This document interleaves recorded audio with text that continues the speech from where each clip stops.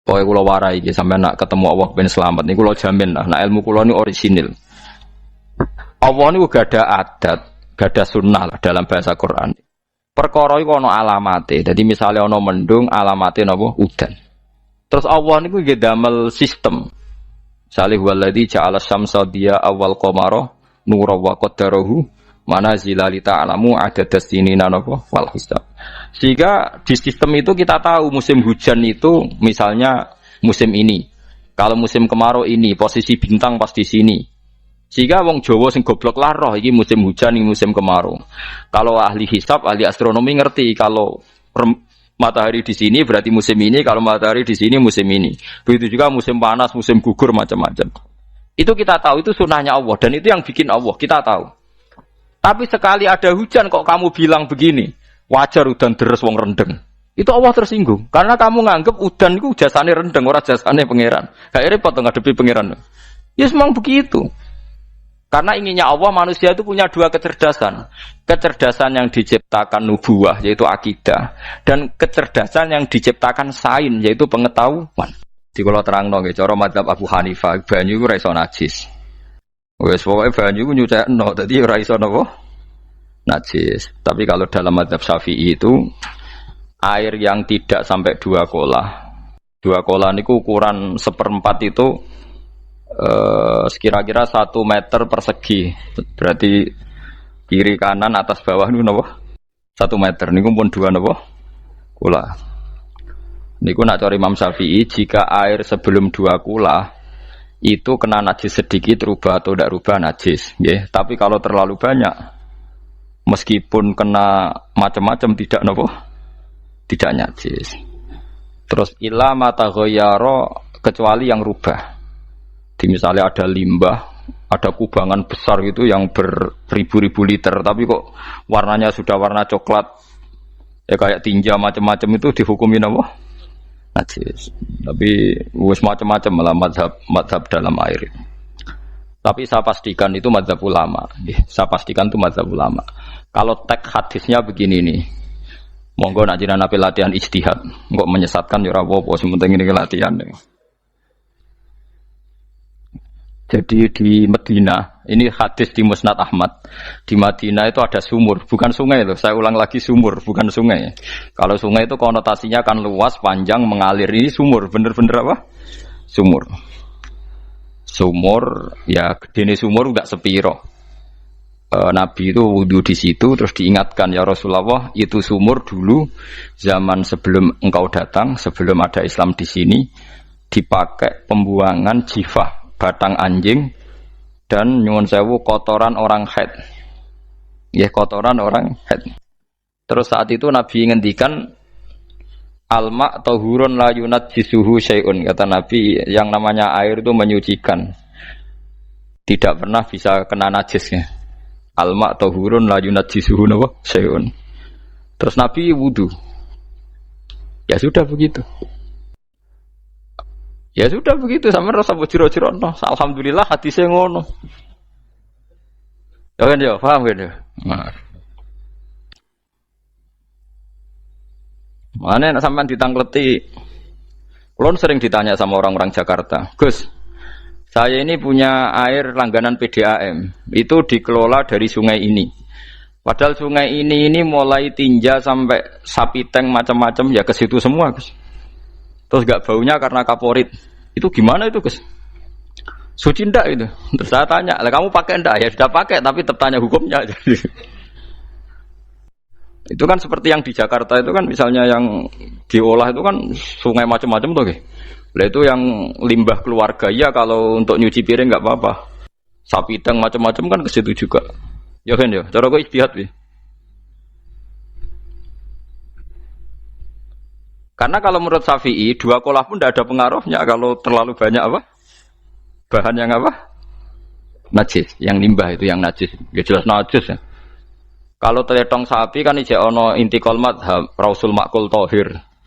Kotoran hewan suci itu suci. Masih banyak madhab yang mengatakan bahwa kotoran barang suci itu suci, masih bisa intikal. Kalau kotoran manusia itu lebih kriminal, nggak ada madhabnya itu. Jadi kotorane wedhus iku ana ulama sing darani suci, tapi nek kotorane ruhin gak ono. Nah, itu kan repot.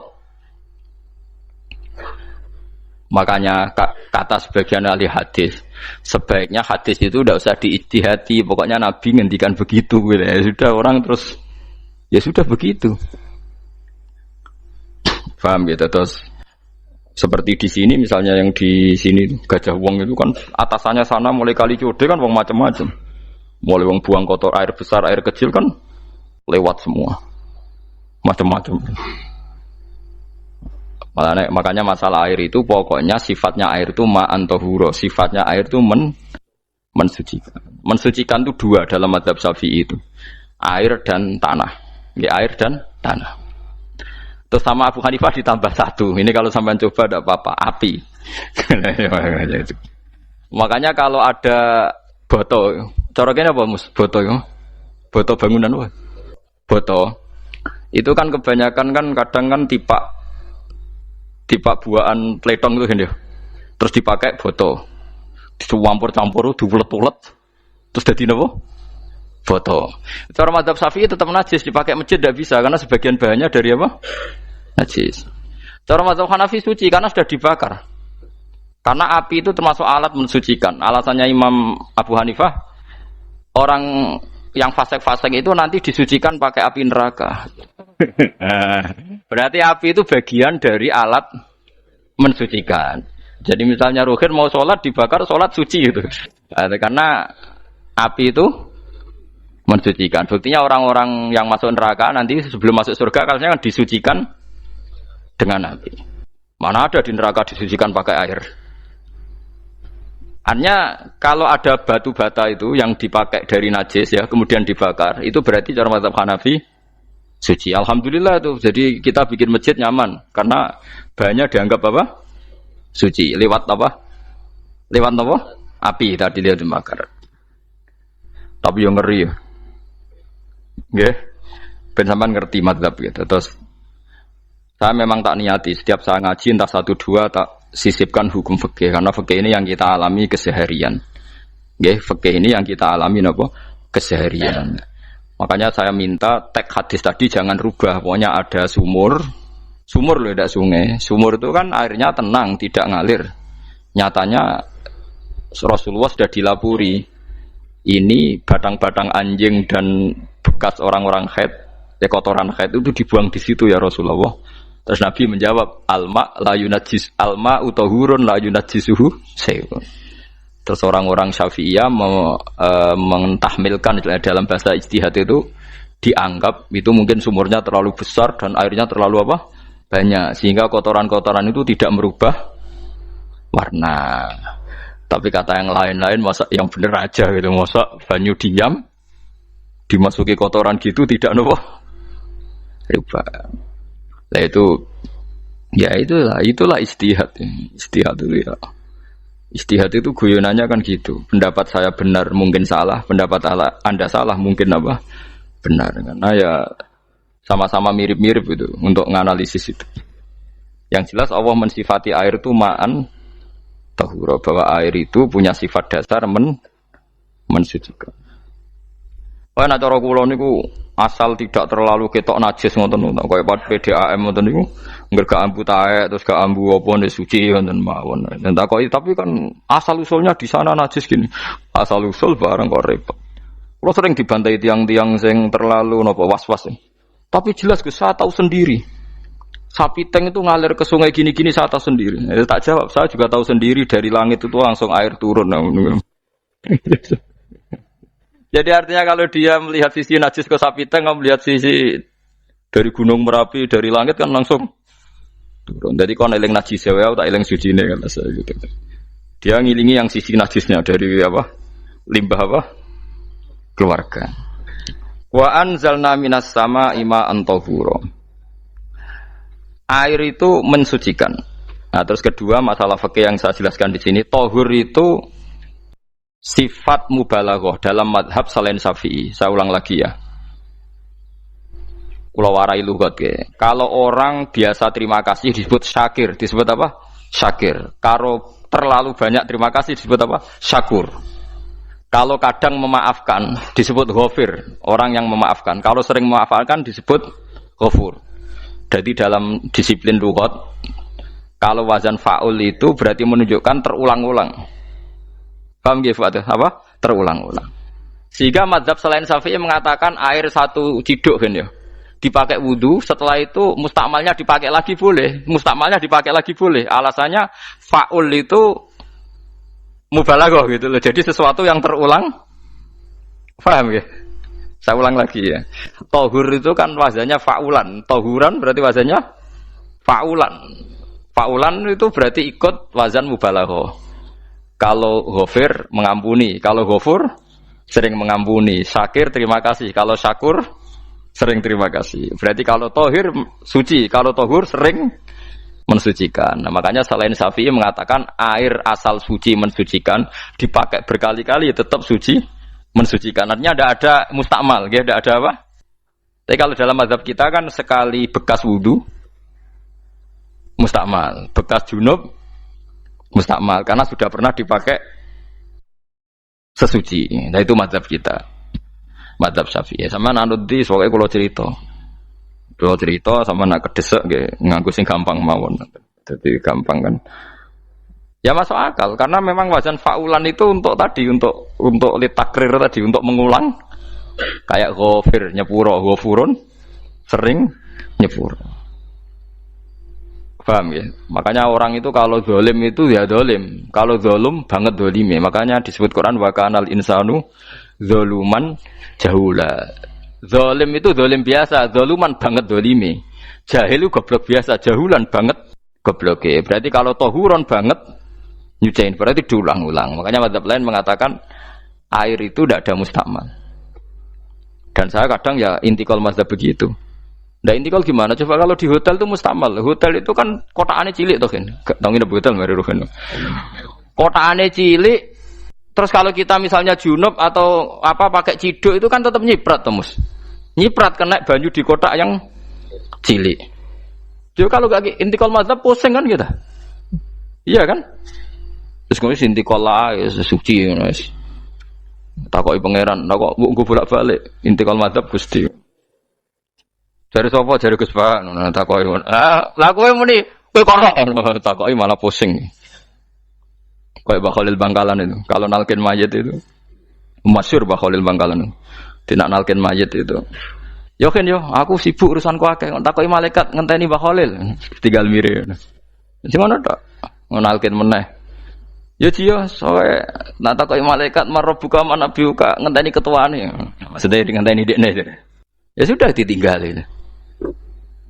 Ya orang ditakoki wong dekne orang kabudut.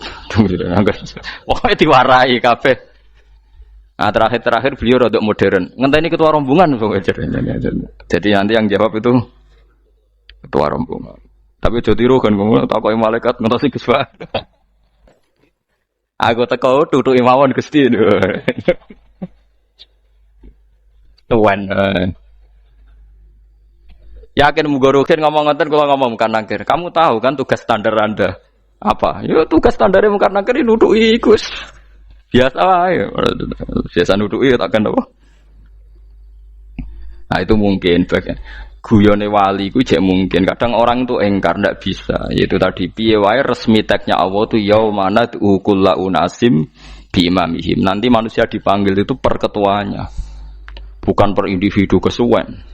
Jadi ada teori itu yang mungkin benar. Ya, teori itu yang mungkin benar karena kita nanti di mahsyar juga dipanggil ketuanya dulu. Jadi ya ma'asyarus syafi'iyah. Terus Imam Syafi'i disuruh maju ya ma'asyarul malikiyah. Karena ketua ini nanti yang menciptakan mazhab. Karena ada pepatah an-nasu ala dini mulukihim. Manusia itu ngikuti tradisi ketuanya. Mungkin coba orang Indonesia mbok bodoh, mbok ora, mbok pinter, mbok ora ngger Abu Bakar ya radhiyallahu anhu. Coba kalau tradisinya Syiah, mungkin Abu Bakar laknatullah alaih kan gitu. Ya kita tidak tahu begitu. Akhirnya kita ketiban apik karena menghormati apa? Sahabat. Artinya ketua itu penting, menciptakan suasana ketua itu penting. Coba kalau tanpa ketua, mungkin kita tidak punya tradisi. Makanya yang dipanggil itu ketuanya. Paham? Makanya sampean milih ketua itu yang benar. Setidaknya orang ikhlas. Misalnya rapati bener, penting ini ikhlas. Ngeri itu kalau pas sampai dipanggil nunjuk ketua itu, kemudian ketua partai, wah panggil pangeran bingung kan? Ketua sopo nyebut ketua partai. Ketua partai dia celok pangeran Melayu. Wah ngadepi pangeran meriang tetep. Paham gitu. Jadi nanti sampai itu ditanya itu lewat nopo? Lewat nopo? Ketua. Terus ketua nanti itu ngecek ada nur yang dipakai alamat dia ngikutin tidak. Nah yang paling ngeri ya termasuk Rasulullah. Rasulullah itu nanti pakai standar itu.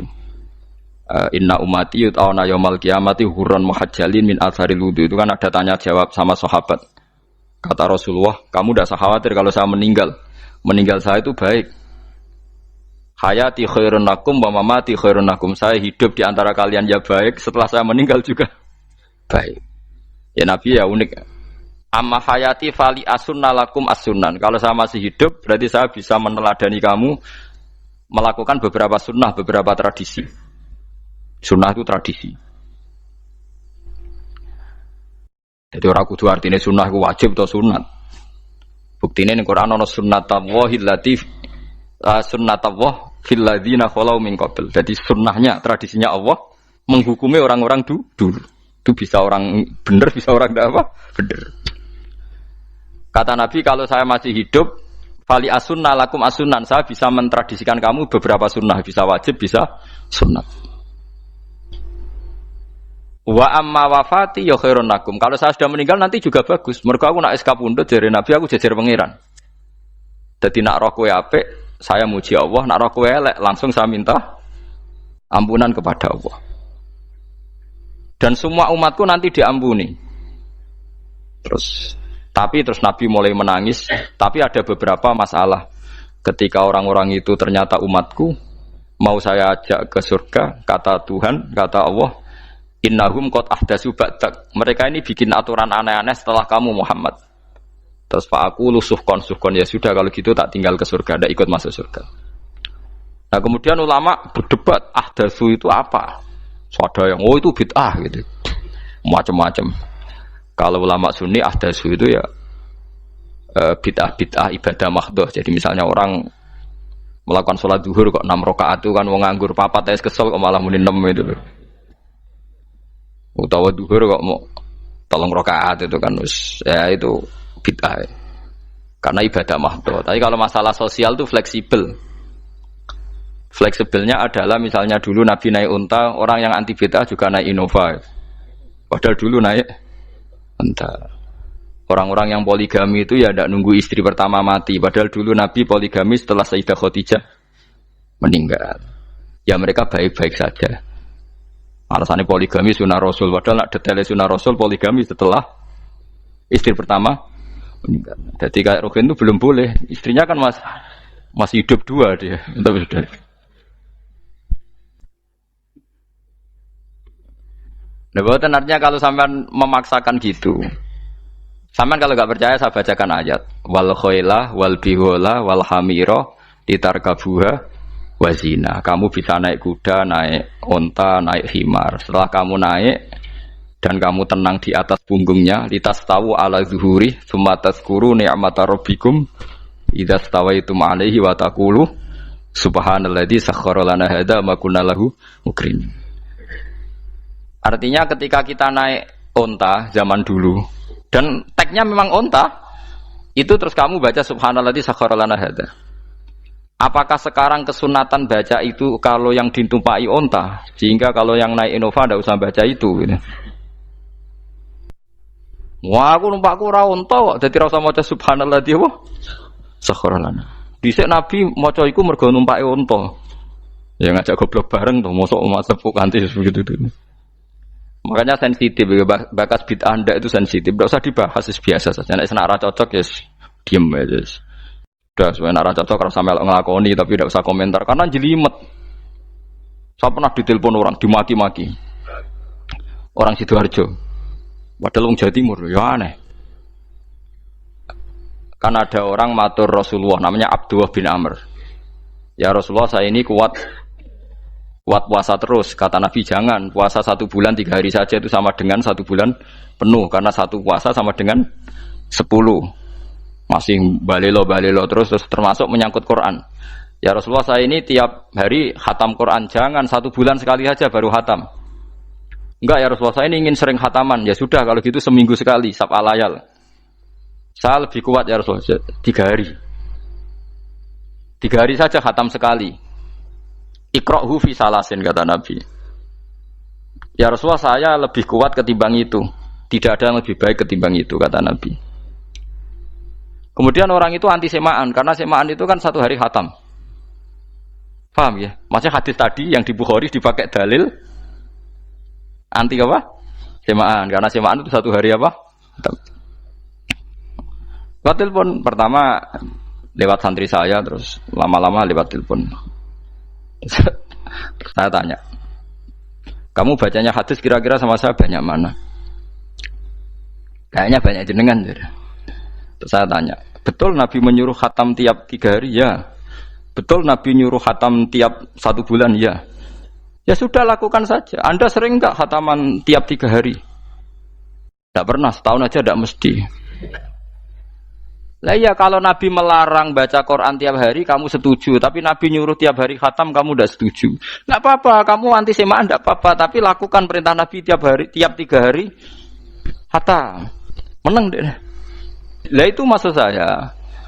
Anda tidak apa-apa milah-milah bid'ah sesuai versi Anda, pemahaman Anda, tapi yang fair. Kalau Anda anti semaan ya harus tiap 3 hari khatam karena dawuh Nabi iqra'hu fi kulli salasin. Tidak juga kan mereka juga orang yang enggak jarang baca.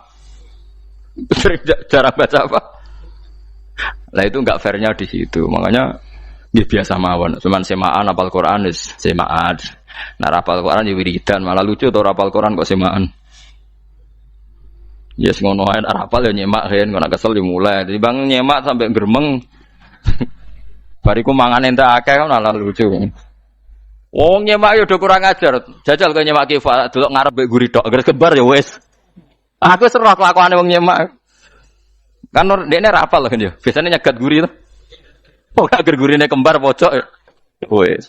Kok agar gurine pojok kembar. Nah sing semaan akhire pinter sing maca kembar gurine.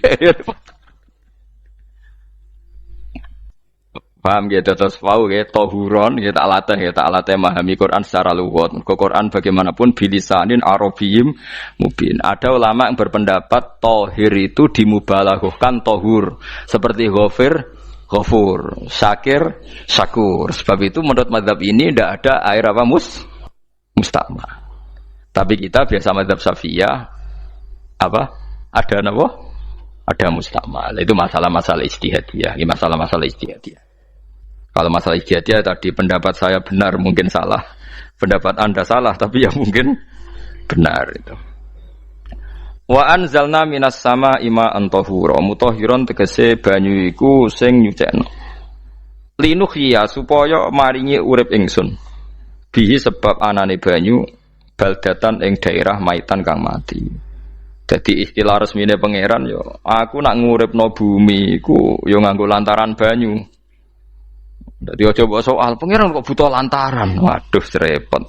Mung Qur'ane pangeran dhewe istilahno aku nak nguripno bumi lewat lantaran banyu. Ya rasa mbok jero-jerokno. Pangeran kok butuh lantaran. Ndak usah lantaran lah yo iso, tapi nek Allah nganggo lantaran yo oleh yo aja terus Allah kok nganggo wasilah. Wah yo malah kacau. Ora usah ngono-ngono, ora usah mikir. Pokoke Qur'an diwaca ora usah dipikir, pun iman nonton mawon kok repot. Iman kok napa? Kok repot. Linuhya supaya ngurip-ngurip sapa ingsun bi sebab banyu baldatan ing negara atau daerah maitan kang mati. Jadi sampean jangan mengatakan kalau Allah untuk menghidupkan bumi butuh air ya keliru.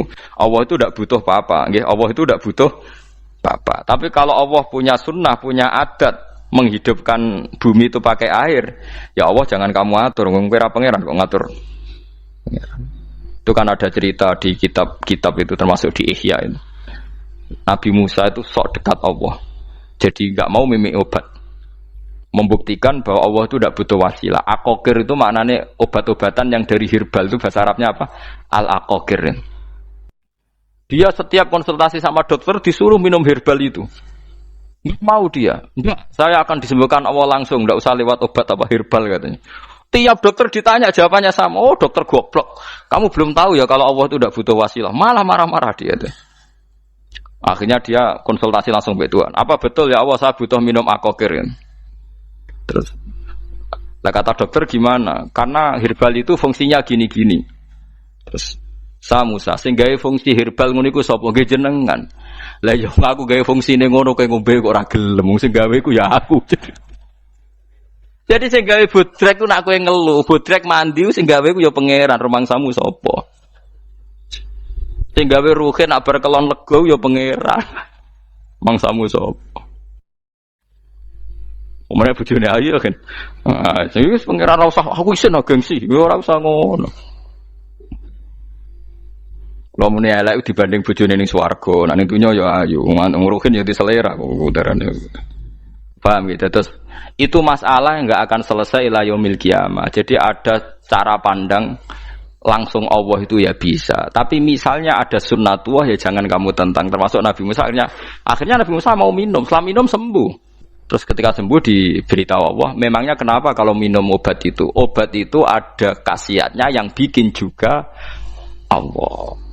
Kok kamu hindari itu alasannya apa? Wong yang bikin juga Allah. Makanya kalau kamu percaya wasilah, kalau terpaksa percaya, kamu harus yakin bahwa nomor satu adalah Allah Subhanahu wa Ta'ala.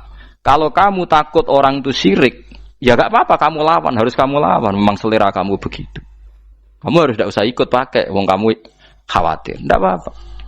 Jadi sing khawatir syirik, ora usah nganggo ali-ali, ora usah nganggo ake, tapi sing seneng dagangan, ya nganggo. Ora usah jimat-jimatan, ini niati napa booming ngoten mawon niati tak. Kulo udah akeh larang sedurunge rame-rame akeh. Barang akeh kerame terus mboten kula nggo. Wah, darani murah repot. Nggih kula mboten sombong. Dulu akehnya bapak itu zaman Bapak Sugeng tuh pernah ditawar ditukar mobil. Zaman itu mobilnya harga 60 juta. Dan itu wasiat Bapak untuk saya. Saudara saya sepakat itu untuk saya. Dulu kadang-kadang tak pakai. Setelah akeh booming terus dikira ini yang gelondongan berapa kilo. 25.000 muruah camah cara Jawa camah tidak pernah tak pakai.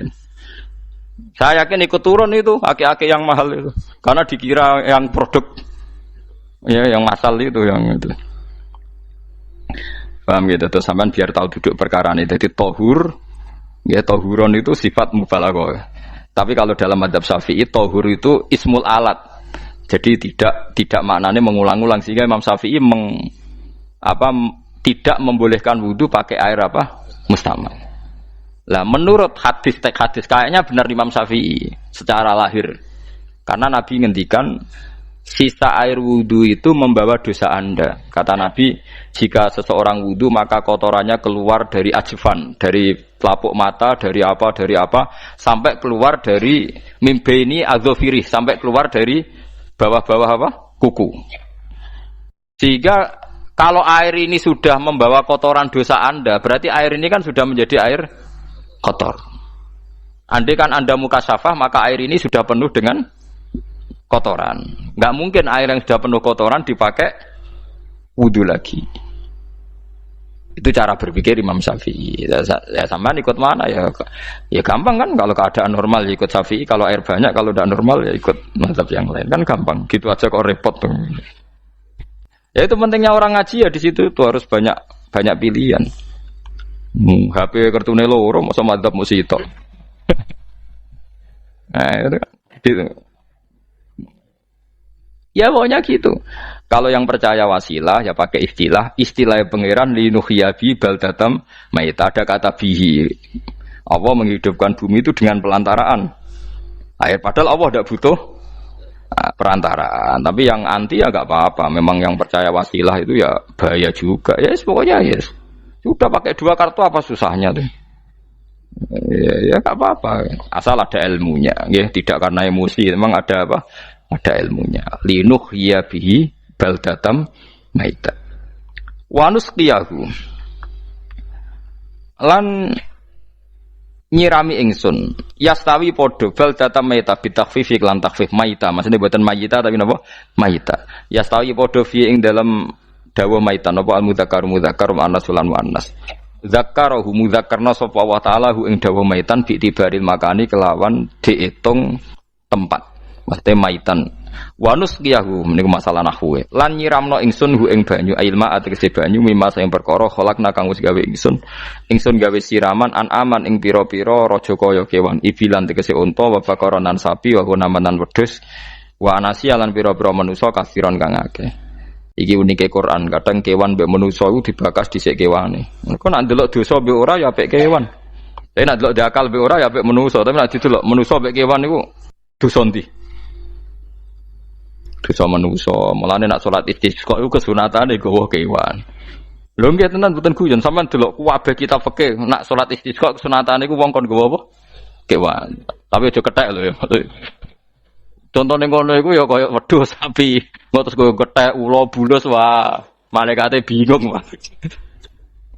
Ajete kewan tapi aja bulus, kethek ula. Mulane teng daerah mriku, teng daerah sarang nate kekeringan. Bareng kekeringan tiang salat istisqa ono sing nggo sapi, nggo wedhus, delalah bar salat istisqa iku udan. Tapi kula seneng mbek kiai ini, pas udan kiai ini ngendikan itu. Kowe aja GR nak udane krana kuwi ya krana sapi mbek wedhus iki. Mergo ora duwe dosa, mergo ora duwe dosa. Lah yaitu agama. Agama itu kita ta'abudi. Wong kita jare makhluk paling terhormat. Tapi nyatane nak istisqa butuh bantuan kewan. Itu kesunatan istisqa ngoten to. Tem mriki ngoten mboten. Do nuntun wedhus to. Napa? Mboten sing tek teng kitab-kitab Pak Sami to. Kan go kewan kan? Ya, tapi ya soal kewan mau iso mbayakno. Wah, lah nek wong pasar ngasem mbok gawa mulai ular kobra macam-macam ya, Pak. Malah repot. Ndak ini menunjukkan nggih, karena manusia iku akeh dosane. Mulane jemben teng ora-ora mahsyar iku manusa ra kepengin kewan ra kepengin dadi manusa, tapi manusa kepengin dadi kewan. Makanya nanti ketika ngadepi hisab gak kuat wa yaqulul kafiru ya laitani kuntu napa turaba. Maksudnya kuntu turaba ya Allah saya jadikan kewan sing di akhir segalanya didhawuhi Allah kuni turaban. Kamu sekarang cukup jadi turab. Intine manusa sampeyan teng ora-ora masaru bayangno kaya kewan sing akhir hayate muk didadekno napa lemah. Nah, kadang-kadang manusa itu dalam siklus ini apik kewan malah didhisikno mimma khalaqna napa aman riyen ya. Kalau dilihat dari dosa ndaknya, kalau dilihat dari manusia makhluk terhormat macam-macam ya apik manusa. Wa anasiya lan pira-pira manusa kasiron kang akeh jamu insan ente lafat anasi jamu lafat insan. Wa suhu te aslina lafat insan iku anasinu. Wa faudilat moko digenti apa anunun digenti ya aning ya. Wa timat lan dene sopno fiha ing dalem ya apa enggang dalem ya apa al ya ya. Maksudnya ya sing sangka nun diidghamno be ya asli. Au jamu insin te jamu lafat insin. Walaqad tasarrafna lan teman-teman molak-malik ingsun to mutar-muter ingsun hu ing ma'il ma'atik sebanya bainahum antarane wong akeh liat zakaru supaya gelem eling sapa ngakeh asluhu ya tadzakaru niki kok usum nahwu le utimat ya gamna apa ata fi dzalik ing dalam dal wa fi qiraatin liat kuru bi sukuni dzal wa dhammil kaf liat kuru nikmat Allah ing nikmate Allah taala bihi klan ma fa aba mongko moh sapa aksarun nasi sapa akeh manusa moh ila kufuron kecuali mungkiri ning nikmat juhudan tegese mungkiri ning nikmat ngingkari ning nikmati maring nikmat haitsu qalu sekirane ngucap sapa ngakeh mutirna bina ikada mutirna den keiudan kita bina ikada sebab posisi perbintangan iki supaya kula warai iki sampeyan nak ketemu Allah ben selamat niku kula jamin lah nak ilmu kula ni orisinil Allah niku gada adat gada sunnah lah dalam bahasa Quran ini. Perkara iku ana alamate. Dadi misale ana mendung alamate napa udan. Terus Allah niku nggih damel sistem. Misale huwallazi ja'ala syamsa diya awal qamara nura wa qaddarahu manazila li ta'lamu adadas sinina napa wal hisab. Sehingga di sistem itu kita tahu musim hujan itu misalnya musim ini. Kalau musim kemarau ini posisi bintang pas di sini. Sehingga wong Jawa sing goblok lah roh iki musim hujan iki musim kemarau. Kalau ahli hisab, ahli astronomi ngerti kalau matahari di sini berarti musim ini, kalau matahari di sini musim ini. Begitu juga musim panas, musim gugur macam-macam. Itu kita tahu itu sunnahnya Allah dan itu yang bikin Allah, kita tahu. Tapi sekali ada hujan kok kamu bilang begini, wajar udan deres wong rendeng. Itu Allah tersinggung karena kamu nganggep udan itu jasane rendeng ora jasane pangeran. Kayak repot ngadepi pangeran. Ya memang begitu. Karena inginnya Allah manusia itu punya dua kecerdasan. Kecerdasan yang diciptakan nubuwah yaitu akidah dan kecerdasan yang diciptakan sains yaitu pengetahuan. Itu inginnya Allah. Jika menyangkut hisab dan ru'yah yang diperdebatkan oleh Muhammadiyah itu sebetulnya juga masalah sepele. Masalah sepele itu begini. Siapa sih yang mungkiri hisab? Wong hisab itu ya nasib pangeran li ta'lamu adadasinina wal hisab. Siapa sih yang mungkiri ru'yah? Wong ru'yah itu hadisnya sahih. Yasumu li ru'yati wa aftiru li ru'yati. Fa in humma 'alaikum fa'akmilu iddata sa'ban salasina yauman. Jika kamu ragu ya ikmal. Ikmal itu menjadi 30 hari. Sekarang sampean saya tanya, ikmal 30 hari itu dari hisab apa ru'yah? Hisab kan namanya ikmal itu pakai saiki wis 29 nek pengen ikmal 30. Lho ikmal itu ru'yah ta hisab? Hisab. Jadi apa susahnya sih pakai dua ilmu itu? Tapi sekarang jadi politik identitas. Pokoknya kalau ru'yah itu NU, kalau hisab itu Muhammadiyah. Terus dijak goblok bareng kan gitu. Mulane susah jadi ulama itu. Mergo dijak goblok nih. Ya sama seperti kunut ndak kunut. Saya Muhammadiyah itu lahir tahun 1912, NU 1926. Orang tahu semua sebelum itu zaman Madzhabul Arba'ah Abu Hanifah itu ndak kunut. Imam Syafi'i kunut. Terus kamu bilang Syafi'i NU, Abu Hanifah Muhammadiyah. Memangnya Imam Syafi'i tahu Rois Am? Jadi kita yang ulama itu biasa saja karena melihat Imam Syafi'i itu kunut, Abu Hanifah tidak kunut. Tahu-tahu sekarang jadi politik identitas kalau kunut itu NU, tidak kunut Muhammadiyah. Memangnya Imam Syafi'i tahu dadi Rois Am ning PBNU sing liwat ahwa kan mboten ate. Jadi kalau ulama itu lebih sederhana cara berpikir. Ya sudah, hisab itu ilmunya Allah, ru'yah ilmunya Allah. Jadi misalnya dagang dihitung, kalau dihitung itu rasional berarti sain. Kalau tidak dihitung kok berarti jenenge kejutan ya enggak kita pernah ngalami semua. Kita pernah ngalami dua-duanya kan. Dihitung ya pernah laba, kejutan ya pernah. Musim sulit dagang rugi ya biasa, kecengklok rugi kebodhon biasa sama pernah anggap aja kalau rutin namanya sains sesuai hitungan pengetahuan. Kalau model ngono kejutannya selesai kan. Kok dibenturkan? Kejutan sama rutin itu absolut mana? Akurat mana? Ya ngajak goblok bareng. Paham ki biasa mawon wong sing seneng ilmu tuh ben biasa roh iku roh dojo ben. Ya ben biasa. Nah sekarang itu usum, anti ilmu itu usum. Yang usum sekarang itu politik nopo identitas. Kalau batik wong Yogyo, wah batik nasional berarti orang batik wong Indonesia, anak batik rawang Indonesia. Jadi batik nopo pakaian nopo nasional. Ya wong golek hadis nganti ngelu kesunatan ibadah nggo klambi putih. Ora ono kesunatan ibadah nggo klambi nopo? Batik. Tapi nak kowe wong alim ben diarani klambi putih gak wajib, kudu kadang-kadang nganggo batik, nggo nunjukno nak nganggo putih iku. Saya itu seingat saya belum pernah ngaji gak pakai baju putih. Karena pikiranku sederhana sering ditanya, "Gus kowe wong alim ora tau joban." Nak joban koyo wong Arab. Nak batik kesane kok ora sunah Rasul seneng putih, setengah-tengah nganggo hem putih wis sunah Rasul tapi tetep Indonesia. Wis tak pikir wonten. Lah kan ra mikir nganggo batik. Tapi itu tadi, saya masih husnudzon. Jika jadi tren nganggo klambi hem putih dianggap wajib, harus ada yang pakai batik untuk menunjukkan kalau ndak wajib. Lah mungkin dia termasuk begitu melok. Makome dekne iku wis nglurusno. Enggak tahu saya kalau itu berarti sudah tinggi, kelasnya sudah tinggi. Jadi menurut saya tengah-tengah ya pakai hem putih kalau sholat. Tengah-tengahnya adalah nak jubah terlalu Arab. Nak batik be Nabi ngendikan kesunatane ibadah itu pakai putih. Nganggo mori kok wong mati ya sudah hem, ya sudah tengah-tengah. Menurut saya, sama ndak harus ikut saya. Tapi jika itu dianggap wajib, kadang-kadang jangan pakai putih. Seperti Jabir bin Abdullah itu terang-terangan sama tak ceritani. Dulu ketika Jabir bin Abdullah sahabat yang terkenal itu Jabir itu termasuk minas sabiqin al-awwalin itu. Jabir itu sholat di masjid itu bajunya dicopot. Terus sarongan itu dicancang di gulu. Kayak wong kuno-kuno. Sarongan sitok dicancang di gulu. Bawa baju diletakkan di sokol-sokol masjid.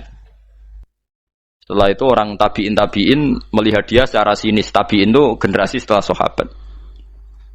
Marah-marah ketika dimaki, masa engkau sahabatnya Nabi sholat bisa bin wahid pakai baju satu ditancang bisa. Jabir mulai cerita, kamu jangan bilang pakai serban itu sunat, kamu jangan bilang pakai jubah sunat.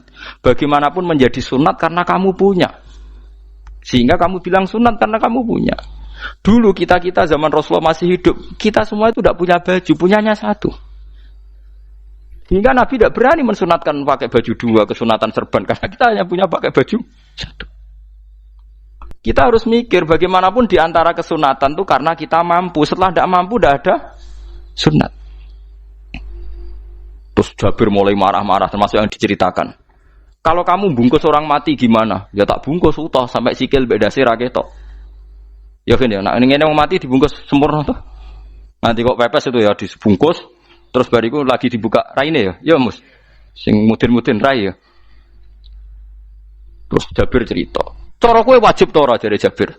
Nggih wajib. Ya wajib mergo iso. Terus dia cerita, dulu Sayyid Hamzah, dulu bapak saya Abdullah Jabir bin Abdullah.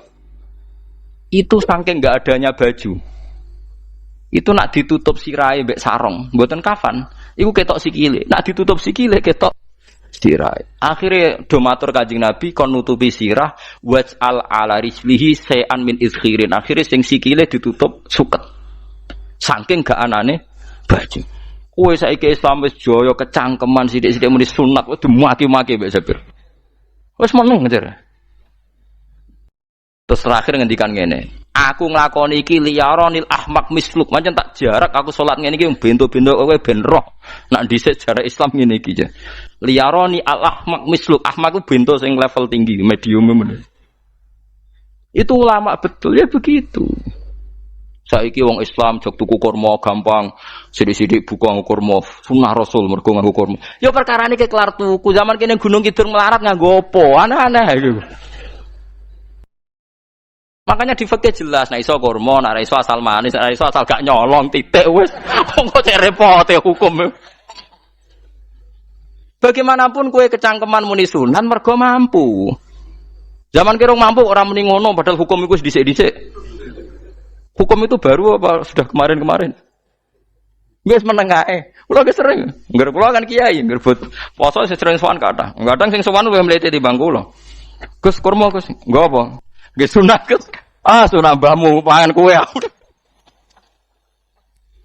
Oh kiai mbok warai ra sopan to. Aku nak buka aku tegan namanya. Wah aneh-aneh ya namanya. Namun di sunah dia ora usah kecangkeman. Lagi buka kurma pirang tahun, lebih kali tahun Gus. Umur piro? 40 Gus. 38 tahun gak anggo sunah lagi 2 tahun gegere gak karuan. Biasa saja. Dulu Nabi itu ya biasa. Nabi kalau zaman ngendikan yang ngeper sampai 4 kali. Kalau gak mampu ini, kalau gak mampu ini. Nabi kalau ngendikan ya gitu sampai diulang-ulang. Karena Nabi tahu tidak semua umatnya gampang mendapatkan itu. Misalnya kafaroh puasa 2 bulan nuntut, kalau tidak bisa ngasih makan orang miskin sekian, kalau tidak bisa gini sampai habis. Kulo ma'rufin sedekah, kalau tidak bisa ya Rasulullah firsana satin, sampai ludus gak usah sikit tamrotin. Kalau gak bisa fabi kalimatin thayyibah, cangkem sing apik. Nak ra iso sementing aja merengut. Terakhir walau bitol qatin apa? Watsin. Itu lama mewarisi sekian kebaikan yang diajarkan Nabi, tidak terus dipatenkan satu ngel-ngel wong akeh. Kono apa ngekek kurma kok khutbah bareng sumpah. Wes pangan dhewe entekno. Ya ana sing sabar, wis kula tobat Gus mun mboten ngomong-ngomong ngono ya. Ya biasa saja kalau ingin sunah-sunah biasa saja. Dawe Nabi wal qasda tabluhu, kamu itu yang biasa saja. Biasa itu ya standar saja. Ya biasa. Jadi Nabi dulu kalau melakukan sunnah itu biasa. Sunnatun sanaha Rasulullah sallallahu alaihi wasallam. Ini sunnah yang dilakukan Nabi. Tapi di luar yang azimah. Azimah itu yang wajib atau fardhu ain itu sahabat biasa. Karena bagaimanapun kita bisa begini karena mampu. Seperti Jabir tadi, orang bisa sholat pakai serban, pakai jubah karena mampu. Zaman Nabi awal Islam. Sama lihat Bilal, ada nak belodor gitu tuh. Sama lihat film Umar atau film-film Bilal. Itu memang nyata dulu itu la yajidu ahaduna illa thawban wahidan. Tidak ada yang kecuali punya baju apa? Sama dulu film-film, mulai versi seneng kitab sampai versi film itu sama. Bilal nak adzan ya bloder, ora adzan di bloder gak sopan. Oh memang ya duwene klambi mok sitok iku.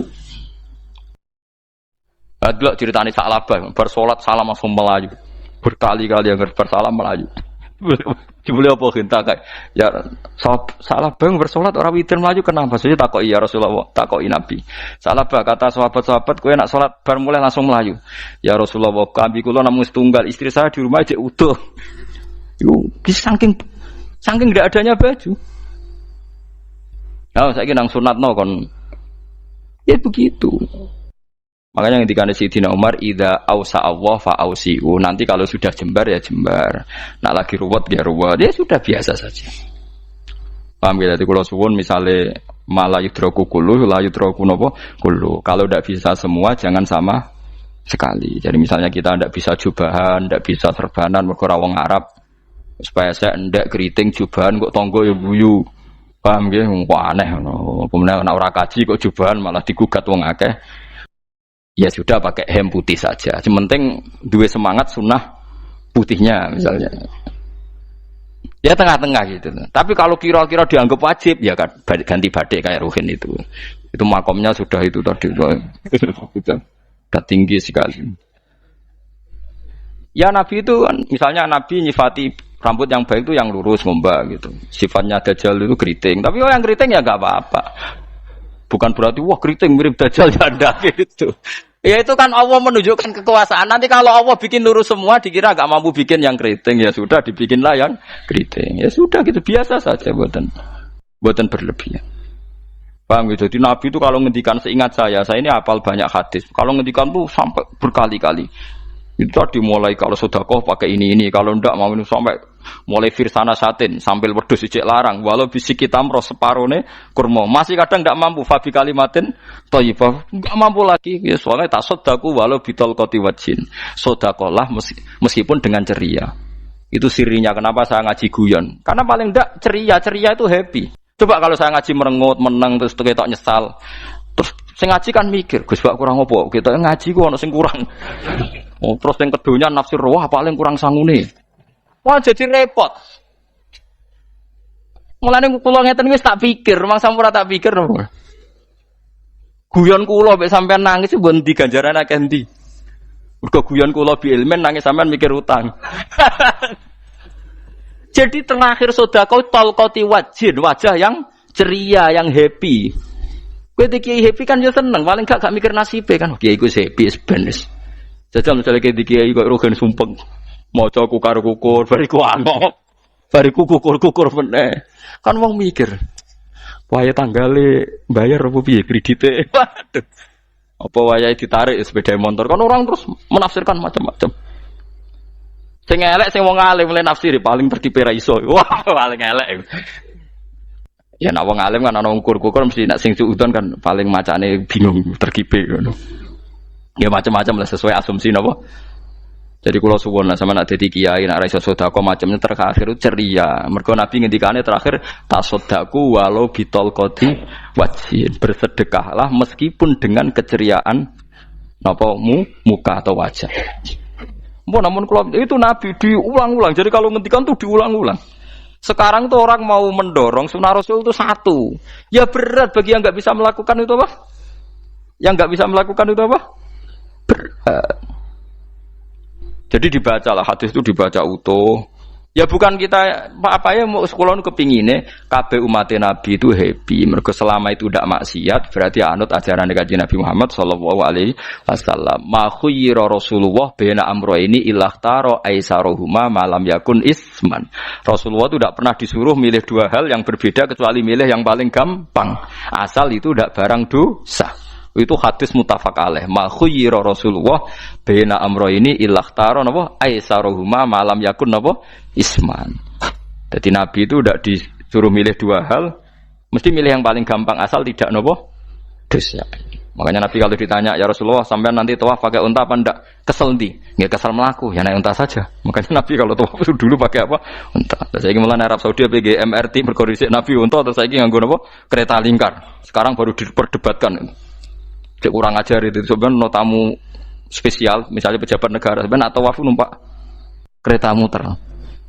Diarani rasa dhisik Nabi numpak unta, diarani sah cek kurang ajar ning dhuwur.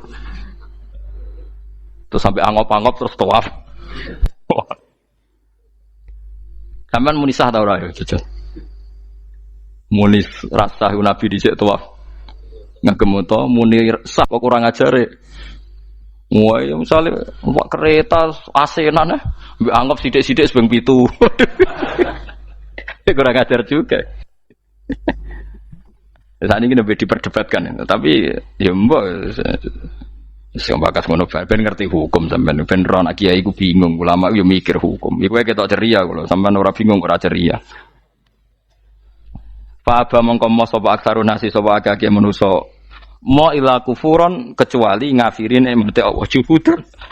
Tegese engkar li nikmati maring nikmat haitsu qalu sekirane ngucap sapa kufar mutir nabi nawi kada. Mutir naden kaeringi udan kita binawi kada sebab posisi bintang sing ngene iki. Walau syi'na la ba'atsna fi kulli qaryatin nadhira. Walau syi'na umpama ngersakno ingsun Allah la ba'atsna yektine nugasno ingsun utawa ngutus ingsun fi kulli qaryatin. Ing dalam saben-saben daerah desa nadhiron ing wong sing ngelingno. Umpama wong ngersakno kabeh desa ya nabi, tapi kok kakek nabi malah repot kan. Yukhawifu kang ngekeki peringatan sapa nabi ahlaha ing penduduk Qaryah. Walakin ba'asnaka tetapi ini ngutus ingsun ka ing sira Muhammad ila ahlil qura maring kabeh penduduk kuliah sekabehane ahlil qura nadhiran khalidati nadhir khalidati nabi liya'zuma supaya gedhe apa ajruka ganjaran sira.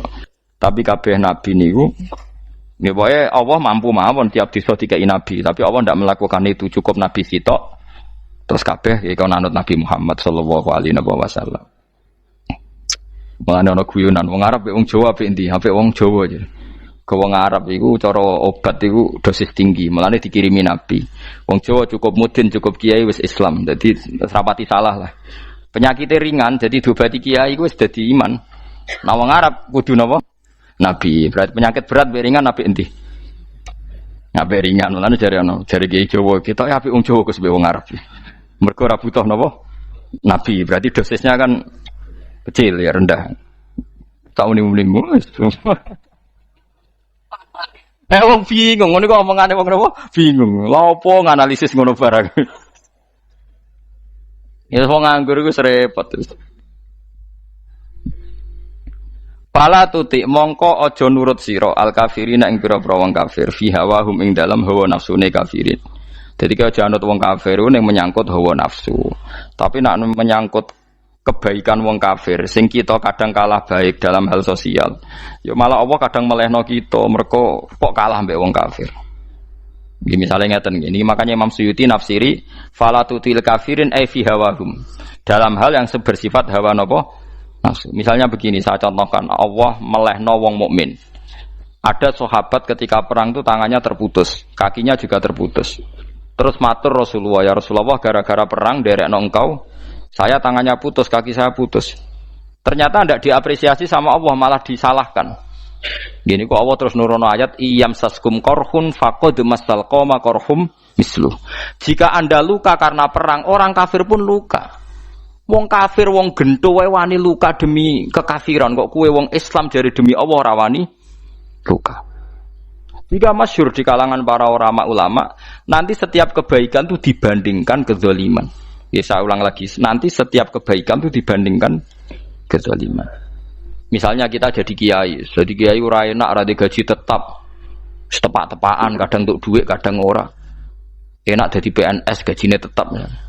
Nanti kita disalahkan Tuhan. Pedagang narkoba itu gajinya juga enggak tetap. Risikonya tinggi, ditangkap polisi, hukumannya mati, itu saja berani. Kowe nyai terima ngono rawani. Kowe tahajud ka nyeben, bengi-bengi tangi tahajud ka nyeben. Tukang maling ayam bengi-bengi tangi nyolong. Risikonya tinggi ya anyep wani. Jadi nanti kowe di depan Tuhan dimaki-maki, kesalehan kita akan dibandingkan kezaliman. Lan ana wong saleh diutangi dhuwit ora oleh medhit. Sebenarnya dibandingno maling mbek maling utang-utangan, wong saleh ora utang-utangan. Ya emang begitu. Nah itu yang dimaksud ayat intakunu ta'lamuna fa innahum ya'lamuna kama ta'lamun wa tarjuna minallah ma la yarjun. Jika kamu merasa sakit karena berjuang demi agama, orang-orang zalim juga sakit karena kezalimannya. Toh mereka berani. Coba jadi kiai bandar narkoba resikonya tinggi mana coba? Resiko jadi bandar narkoba. Antar geng narkoba juga musuhan, takut ditangkap polisi. Jadi kiai paling ono wong hasud sithik-sithik. Paling wong ngrasani. Kiai iso ngene omong tok ora iso nglakoni paling gitu. Padha kiai ini paling hasud. Ya sithik-sithik lah, paling serek. Kalau bandar narkoba gak cocok nembak. Karena rivalitas mereka ekstrim. Jika kalau sampean cemen jadi kiai nanti ya diingatkan Allah dibandingkan orang apa? Zalim. Jadi eling-eling ya. Terus semua kesalahan kita, loyalitas kita pada agama nanti dibandingkan orang zalim karena mereka loyal sama pekerjaannya, sama kezalimannya. Enggak terus preman-preman nak belani kanca wani mati. Kadang kiai santri belani kiai ini rapati wani mati. Wis repot preman-preman nak tobat wis repot. Kula nu rada nyesal mek tobaté preman. Nah ana preman teng perapatan tobat. Niku terus ning masjid, men itikaf terus mbek wong sopan. Niku ora pas sajane. Nah tobat itu tetep ning perapatan. Sing dhisik gagu wong disingkirno. Jadi ku tobat tenan sehingga dhisik perapatan sing gawat dadi gak gawat. Mergo sing preman gawat diganti preman sing lunak. Ora terus ning masjid ya sing iki tetep diganti generasine ngono. Mestine maksudnya mesti ora kok terus elek mboten mestine tobaté ngoten niku. Sayyidina Umar itu dulu itu menakut-nakuti orang Islam. Angger ana ndekne wong Islam wedi kabeh. Terus Abu Bakar ya wedi kabeh wedi. Suatu saat Rasulullah mlaku-mlaku ngerti Umar gulut ning ukat, menangan. Kata Rasulullah andekan yang Islam itu hebat Islam. Hanya Rasulullah berdoa wa ma'izal Islam fi Umar. Akhirnya Umar masuk Islam. Hari Kamis masuk Islamnya. Wis kira tau mikir to sak dinane niku lho sak dinane dongane Kamis masuk Islam Jumat. Ning omahe adike ning gone IP-ne. Mergo diwacana Quran surat Toha. Bareng Islam metuki Nabi, mohon walhasil bar Islam teng Zaid bin Arqam ning bene Nabi terus langsung marani omahe Abu Jahal ora terus ning masjid menenge buat langsung marani Abu Jahal. Angger keganggu Nabi tak pateni. Bariku marani Abu Jahal, aku saiki wis Islam iki ganggu Nabi tak pateni. Gentenan wong kafir sing dhelik. Paham nggih? Dadi enak maksudnya. Lah misalnya terus Umar dadi sopan santun terus ketemu wong dilo, ketemu Abu Lahab monggo derek akhir. Wah. Artinya gak ada perubahan. Lan Ruhin mantan preman mboten kok tobaté ning kene ora roh kok. Mboten harus kiai dene. Mestine ngoten. Makanya Wahsy itu yang bunuh Sayyid siapa? Hamzah. Karena dia disuruh Hindun itu istrinya Abi Sufyan itu. Itu setelah membunuh Sayyid Hamzah dan dia Islam. Dan Nabi tidak siap melihat wajah Wahsy. Sumpahnya Wahsy apa? Saya bersumpah akan membunuh orang paling dibenci Rasulullah. Sebagaimana saya pernah membunuh orang paling dicintai Rasulullah. Terus tobatnya dia mateni Musailamah al-Kadzab. Wong sing ngaku Nabi ngarang Quran. Itu tuh sing mateni sinten? Wahsy. Dari Wahsy sebagaimana aku pernah membunuh orang paling dicintai Rasulullah. Tobat saya membunuh orang paling dibenci Rasulullah. Lagi misalnya terus Wahsy tobat, terus sampai nyapu masjid, terus gak duwe selera tarung. Zaman kafir tarungnya tenanan, bareng Islam menyapu masjid. Bariku ngiseni jedinge terus bareng dijak perang wedi wae repot. Ya niku ide kula tapi ora kudu nglakoni. Nek mau cerita ilmu sampeyan ora kudu nglakoni. Ya tugale wong preman brah-brah. Blojo narkoba entek akeh dilakoni, nggo judi diakoni. Sewengi orang preman itu kalau judi 2 juta 3 juta loh. Bareng tobat ngleboni masjid 10.000. Padahal donyane jek akeh. Mestine tobat yo. Saya zaman judi semalam 3 juta. Sekarang kalau pengajian atau ke masjid semalam 3 juta 100 lah minimal diluwei. Ora ya malah pas tobat nglebokno amplop masjid yo 10.000, kadang 2.000. Repot-repot. Tapi ya apik tobat. Mesti cerita. Tidak begitu mestinya berbanding. Paham nek sampean takok tobat itu cara ulama nggih ngoten niku berbanding. Mulane riyen Khalid bin Walid itu jadi panglima perang Islam itu saya masih ingat makalahnya Khalid bin Walid, fakama anni aktsartul qatla fi kufri aktsartul qatla fi Islam. Dulu ketika saya kafir adalah sangat banyak membunuh orang Islam. Perang Uhud kalah itu karena panglima orang kafir adalah Khalid. Dia cakap sekali dalam ngatur strategi perang. So Khalid itu utek elek kan, pikirannya ala sahabat yang menuso ruhin es kayak wong wedok ambek apa jenenge ghanimah mesti medun. Sahabat ora kabeh kaya aku kan ono kaya kue barang macam-macam. Gunung Uhud itu dhuwure mok sak musolane iki Jamira Gunung Uhud kaya Merapi niku mboten. Nah kaya Merapi amanah ning dhuwur tetep ra kenek, meleyang to. Jadi Gunung Uhud itu dhuwure mok sak musolane mbok dhuwur pundi. Wong kula nate mriko bolak-balik kan gak bisa urung tahu. Kula kaya wong India dadi melok itikaf teng gunung lho Uhud. Mbok piye dalile apa ya ora roh. Lah itu Khalid bin Walid pinter, dia ketika kalah itu muter ke belakang terus ghanimah itu dilepas. Ya dulu itu dalam perang dulu tuh ghanimah itu kan perempuan sama apa? Ya sama barang-barang itu. Ketika dilepas itu dianggap sudah mengaku kalah. Ada sahabat yang ruhin itu udah akabir sahabat, ada sahabat papan atas, sahabat yang seperti itulah. Sahabat kebanyakan turun ternyata Khalid itu muter terus naik dari belakang. Pas sahabat turun, dia naik dari apa? Yo penak karek mana iko dhuwur, itu akhirnya kalah. Itu ya gara-gara strategi ini Khalid bin Walid. Nah terus dia bersumpah, saya bersumpah semua kecerdasan saya, semua kecanggihan saya akan saya gunakan untuk membela Islam. Nuklimake itu di perang Tabuk, di perang Yarmuk, di perang Tabuk. Itu di panglimani siapa saja yang ditunjuk Nabi itu kalah. Termasuk Ja'far bin Abi Thalib itu padahal panglima yang ditunjuk Nabi. Usamah ya kalah. Abdullah ya kalah. Semua yang ditunjuk Nabi itu mati semua. Akhirnya panglima diambil siapa? Khalid. Taruh saja gini strateginya. Anggap saja Arab itu padang pasir. Tidak sampean biar tahu bahwa orang soleh yang cerdas itu banyak. Jangan kira soleh itu tidak butuh kecerdasan, butuh. Arab itu kan padang pasir. Mau jelas gini, gambarannya apa? Padang pasir. Itu kalau perang itu kan taruh saja orang Islam itu 3.000 musuhnya 10.000. Memang kejadiannya gitu, 3.000 musuh 10.000. Itu kan berbanding berapa itu? 30 ya? 1 banding 3 ya? Nah itu dulu pasukan-pasukan Islam dulu itu sama-sama seperti soft sholat. Jadi memanjang. Ya akhirnya perang itu kelihatan sekali mana yang sedikit, mana yang banyak.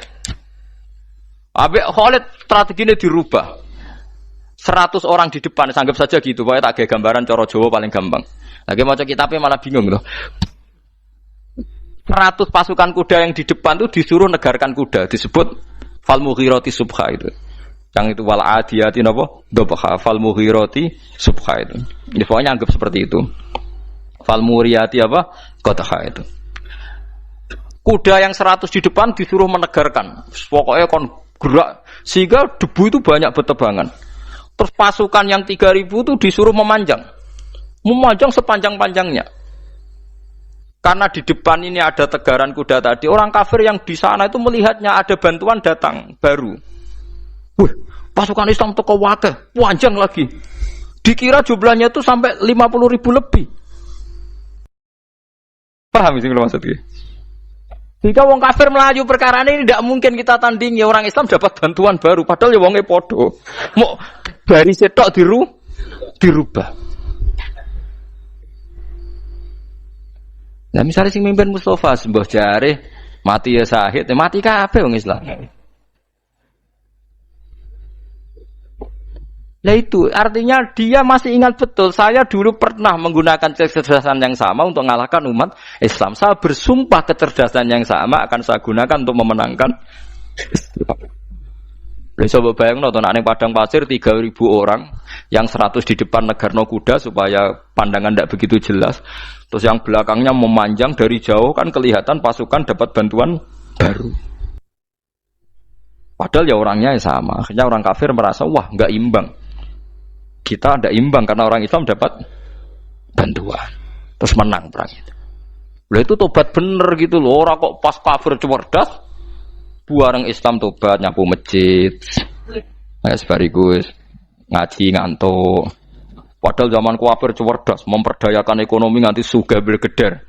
Bareng Islam terus dunia nentek melarat, terus nyapu masjid, bariku sholat qobliyah ba'diyah mulai mau poso sunat. Ya tidak apa-apa itu, tapi sugih tetap kok zaman kafir sugih.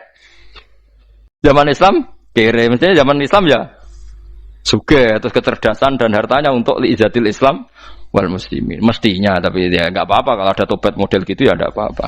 Ojo kok terus dari Gus Pak ngene ku elek ya ora ana jenenge tobat mesti apik, tapi enggak fair gitu loh. Masuk zaman nakal serius, zaman tobat sekenanya itu kan fala tuti mongko joto at sira al kafirin ing pira-pira kafir fi hawahum ing dalem selera hawa nafsune wong kafir. Wajahidhum lan merangi sira hum ing kufar. Merangi maksudnya berjuang bihi kelawan Quran. Maksudnya hujjah. Uang iku nak merangi wong kafir nganggo Quran, ndak mesti perang iku nganggo pedang. Niki jelas kita bire ge wajah hidum bihi ebil Quran. Maksudnya perang nganggo Quran itu kita melatih argumentasi atau hujah yang dengan hujah itu jelas-jelas ketok bener agama napa Islam. Wajah lan merangi sira hum ing kufar bi iklan Quran ayat Quran itu Quran jihad dan kelawan perang atau kelawan jihad kelawan berjuang kabiran kang gede. Wa wa ta'ala wa alladzi zat maroja ingkang lepas sapa Allah al-bahraini ing dua laut. Arsalat sing lepas sapa ta'ala huma ing al-bahraini mutajawiraini hale berdampingan. Hadza utawi iki ku adbun iku banyu sing banget segere, banget manise, banget segere. Furatun tur enak diombe, sadidul udzubati tekse banget manise. Iki kuno nak manane mudah diminum. Wa hadza utawi iki ku milkhun iku banyu asin, ujajun tur banget paite. Syadidul muluhah tegese banget paite. Tapi wasemono sungai sing gampang diminum. Misalnya sungai Komerapi sing napa gampang diminum maksudnya mboten pahit. Ketemu laut sing banget paite meskipun banget asine. Apa hakikate gawe wajah alalan gawe sapa Allah taala bainahuma antarane banyu sing napa tawar lan banyu sing asin. Allah gawe barzakhon ing pemisah haji santikse pemisah. Kita ndak tahu pemisahnya piye pokoke akeh sing cerita banyak di tengah laut tuh air napa tawar. Layah tadi itu ora campur apa hadu masalah sijine banyu asin dan banyu tawar bil akhir iklan sing liya mergo wonten apa hajis wonten apa hajis ana pembatas. Wa hijron lan tegese pembatas mahjuron kang iso nglindungi. Sitron tegese tutup. Mamnuan kang iso den cegah bi sebab anane sitru. Sebab anane pembatas apa ikhtilatuhuma, apa campure banyu asin dan banyu tawar. Walami wabarakatuh. Orang bermalam-malam jagungan sama teman asik itu kan perlawanan terhadap nafsu kita, syahwat kita untuk mungkin nikmati dugem di bar atau di tempat-tempat maksiat. Itu setan di Indonesia tuh kaku hati sama Ki Jawa. Orang supaya tidak tertarik maksiat itu Ki Jawa cukup ketemu kancane masak terong guyon, gejol-gejolokan zaman mondok, sewengi lulus sangka maksiat. Baru wis tutup. Saya akan cerita sedikit tentang tradisi hujjah. Dulu lama itu kelihatannya sederhana, tapi kalau berargumentasi itu hebat. Tadi Gus Yofur menyebut kitab Mbah Hashim itu mengharamkan kentong. Beliau masyhur itu punya kitab namanya Al-Jasus an Tahrimin Nakus. Intinya kentong itu haram. Secara dalil ini meyakinkan sekali karena ketika Rasulullah rembukan sama sahabat, kita dengan apa memaklumatkan orang kalau waktu sholat masuk? Ada sahabat yang usul pakai kentong. Dzakalin Nasoro itu Nasrani. Ya pakai buk itu semacam trompet besar. Dzakalil Yahud. Kemudian ada yang usul kalau gitu api ya Rasulullah dzakalil Majus. Sehingga dari hadis itu Mbah Hashim berpikir kentong itu haram. Tapi Mbah Fakih Mas Kumambang itu mengkritik Mbah Hashim dengan ngarang kitab Hazruus Antahrimin Nakus. Jadi beliau komentari kitab itu sambil geleng-geleng kepala. Kitab kok keliru nganti ngono. Itu jadi cara pikirannya siapa Ki Fakih. Kentong di Indonesia itu kanggo wedhus dicolong gitu. Pos kampling gitu. Kalau ada banjiran ya kentong, ada maling ya kentong. Jadi enggak ada persamaan sama sekali dengan kentong yang milik orang apa? Nasrani. Sehingga di pondok saya itu ada kentong tapi jelek sekali. Karena itu satu-satunya cara supaya beda dengan kentong yang di gereja. Kalau elek kan mirip kentong di pos kampling. Itu ya agak-agak ilmiah sedikit. Dulu ceritanya Gus Yofur itu saya teruskan. Itu singkat cerita, itu kalau yang di kejadian di Termas itu Mbak Dimyati sudah nyuruh semua kentong disembunyikan karena mau ada Mbah Hashim. Cerita itu mukarrar di Kiai Fakih sama di Kiai Dimyati Termas. Setelah kentong dikumpulkan semua, Mbah Hasyim datang, seneng, ngiranya Syekh Dimyati ini sependapat dengan beliau, yaitu sama-sama nggak ada kentong. Tapi setelah itu ada santri yang matur, Mbah Dim pun beres, kentong pun kulo delikno sedanten. Itu di depan Mbah Hasyim. Jadi GR-nya Mbah Hasyim bahwa Mbah Dim itu sependapat akhirnya hilang. Ternyata ini akal-akalan tuh gitu. Karena santrinya matur, Mbah Dim pun beres, sedanten kentong beduk sudah disembut singkirkan. Itu di depan Mbah Hasyim. Saking lugunya santri, nah saking ikhlasnya agak ngerti mahal syahid ini adalah Mbah Hasyim. Saya mau meneruskan cerita Gus Sofur. Ini cerita dulu. Dulu Mbah Mun ngaji di Lirboyo, tapi Kiai Makhrus ngaji sama Kiai Khalil Harun. Kiai Khalil Harun itu adik juga sekaligus muridnya Mbah Umar Harun. Mbah Umar Harun itu generasi kedua setelah Mbah Ghazali. Beliau menantunya Mbah Ghazali, tapi ya sudah ponaan. Sehingga tradisi ini penting karena saya berkali-kali bilang di mana-mana. Status orang tua dan mbah itu adalah terserah anak cucunya. Bukan terserah mbahnya, tapi terserah anak cucunya. Saya tidak akan bosan mengingatkan ini. Saya pernah di makamnya Nabi Yakub, itu ya dikemuli bendera Israel. Di makamnya Nabi Dawud. Nabi Ibrahim juga dekat sinagog. Sehingga Quran membela Nabi Ibrahim disebut maka anak Ibrahimu Yahudi wala Nasraniya. Karena ketika beliau berposisi di Israel, kemudian penguasanya adalah Yahudi, bisa saja makam ini ditulisi dan distatuskan ala Yahudi. Ya seperti Nabi Yakub. Nabi Yakub itu nabi yang kita yakin tentu berkeyakinan beliau orang baik, orang muslim, orang mukmin, tapi karena di desain mereka ya dikemuli bendera Israel. Dan disebut Abul Yahud. Karena kita tahu nama lain dari anaknya Nabi Yakub adalah Yahuda bin Yakub bin Ishak bin Ibrahim. Sehingga perasaannya orang Yahudi menjadi Yahudi itu yang ngikuti mbah-mbahnya. Nah khawatir saya ketika buyut-buyut kita kaya, buyut saya itu orang kaya dulu, namanya Badur Rahman. Itu kaya sekali, tanahnya banyak. Dulu cerita Mbah Hasyim ya kaya sekali. Mbah Maksum juga kaya. Mbah Abdul Aziz juga kaya. Karena dulu itu inginnya kiai itu yo ketok sugih lah, gak ngel-ngelo santri. Tapi nanti kalau cucu-cucunya sudah tidak alim, itu tidak dianggap punya tanah itu karena untuk fasilitas santri. Aku tak kedonyan, mbah-mbahku ya kedonyan. Buktinya tanah ombo. Karena dia akan menafsiri sesuai cara berpikir. Makanya sanad keilmuan yang diceritakan Gus Sofur itu harus diulang-ulang. Kalau nggak diulang-ulang, maka kita akan berpikir sendiri untuk menafsirkan Masyayikhon al-Kiram atau Ajdadan al-Kiram. Nah, ini yang bahaya, yang sering Quran mengingatkan. Jadi ada status yang disematkan oleh anak cucu kayak orang Yahuda tadi, Yahuda bin Yakub bin Ishak bin Ibrahim itu menstatuskan bah-bahnya yang bernama Ibrahim itu Yahudi. Sampai Quran sendiri yang bela maka anak Ibrahimu Yahudi wala Nasrani. Karena secara geografis sekarang Ibrahim di Israel dan otoritas itu juga milik mereka sehingga mereka bisa masang-masang atribut yang menunjukkan kalau itu Yahudi. Beberapa al-alim al-alamah yang minnah itu sudah wafat dan kadang-kadang zuriyahnya itu tidak kita. Kalau sekarang orang bahasakan kubu sebelah. Akhirnya ya nggak boleh dikholi, nggak boleh diziarah. Terus seakan-akan yaktaduna bi ra'yi, seakan-akan mereka berpendapat dengan pendapat syekh ini padahal enggak. Nah, sehingga tradisi ketersambungan sanad tadi baik secara genetik atau secara asbab itu harus terjaga. Saya beberapa kali banyaklah sering diceritain Mbah Mun.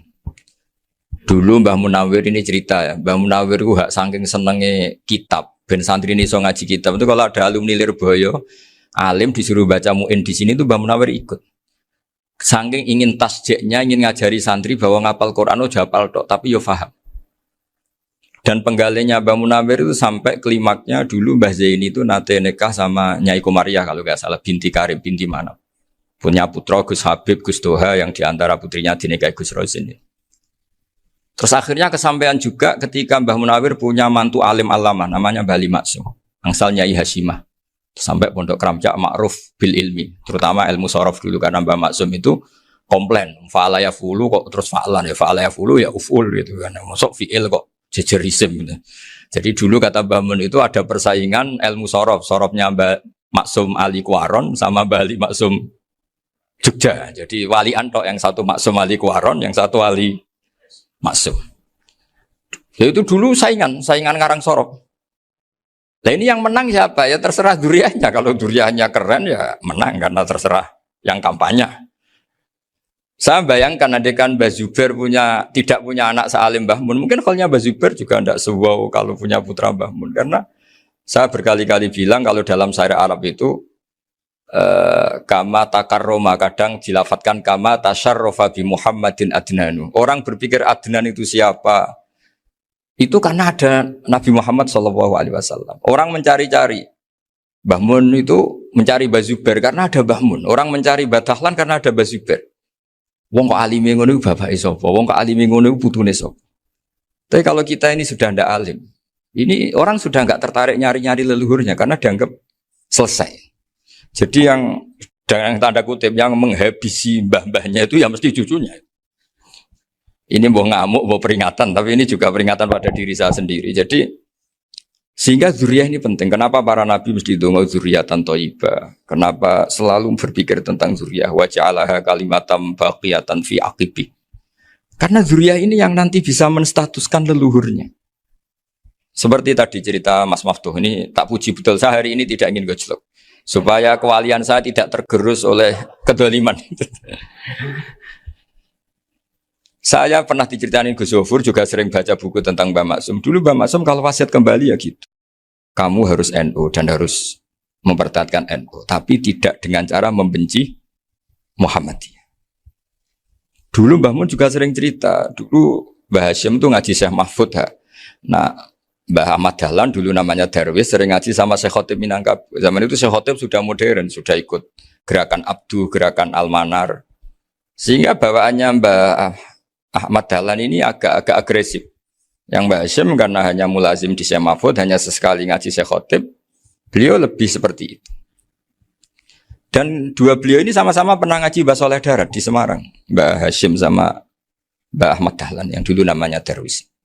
Jadi ini masih min minuskatin wahidah mimam bain wahid. Sehingga kita tidak kaget ketika Mbah Ali Maksum mengomentari Muhammadiyah itu masih ahli sunnah wal jamaah. Makanya nanti terakhir saya baca kitabnya Mbah Ali dan sering saya pelajari. Andai kan kita ini sepakat dengan ilmu, ya kita tahulah. Kalau Abu Hanifah itu tidak kunut, Imam Syafi'i kunut, berarti kunut itu mazhabnya Abu Hanifah, bukan mazhabnya Mbah Ahmad Dahlan. Apa tidak kunut itu mazhabnya Abu Hanifah, bukan mazhabnya Mbah Ahmad Dahlan. Kita kunut itu mazhabnya Imam Syafi'i, bukan mazhabnya Mbah Hashim. Ini semuanya masih dalam bingkai ilmu. Adzan qabla subhi juga riwayatnya jelas. Tidak adzan ya sudah perilaku kita sudah jelas. Dulu Mbah Mun sering didik kita gitu.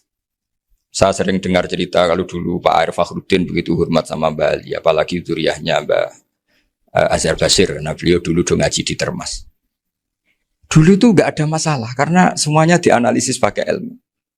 Tapi sekarang pakai identitas, yang kunut itu NU, yang enggak kunut Muhammadiyah. Berarti Abu Hanifah itu Muhammadiyah, Imam Syafi'i itu NU. Berarti Imam Syafi'i itu ya anak buahnya Ki Miftahul Ahyar kira-kira gitu karena anak buahnya Pak Said Akil.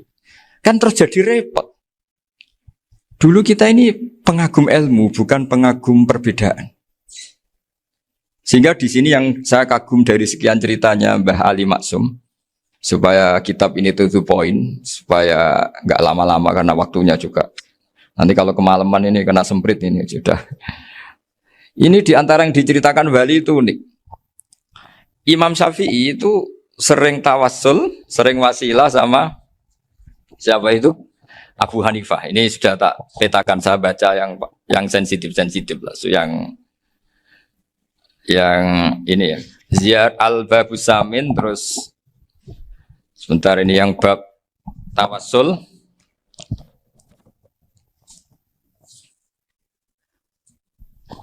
Ini di sini halaman 90, mungkin santri-santri kerap ya bisa ngecek lagi di kitab Hujjatul Ahli Sunnah.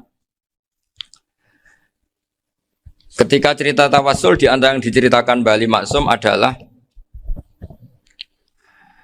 perilaku ya, bukan sekedar statement tapi apa? Perilaku. Perilakunya Imam Syafi'i atau ahwalnya kalau bahasa halusnya yang selalu ke makamnya Abu Hanifah untuk tawassul. Padahal Imam Syafi'i itu orang yang secara ilmu sering kritik Abu Hanifah. Jadi ini saya baca ini di halaman 100, jadi tawassul mulai halaman 9 berapa ini? Sampai halaman ini yang qala sami'tu Syafi'iyya yaqul inni la atabarraku bi Abi Hanifah wa aji'u ila qabri fi kulli yaumin za'iran. Fa idza uridat li hajatun shallaitu rak'atain halaman 100 waji'tu wa sa'altu wa ta'ala al hajat indahu fama taqudu anni hatta tuqda. Kanal Imam Syafi'i ayyama huwa bi Baghdad yatawassalu bil Imam Abi Hanifah yaji'u ila dorihi fayusallimu alaihi wa yatawassalu ila Allah bihi fi qada'i hajati. Terus wa yatawassalu Imam Ahmad bi Imamina Syafi'i.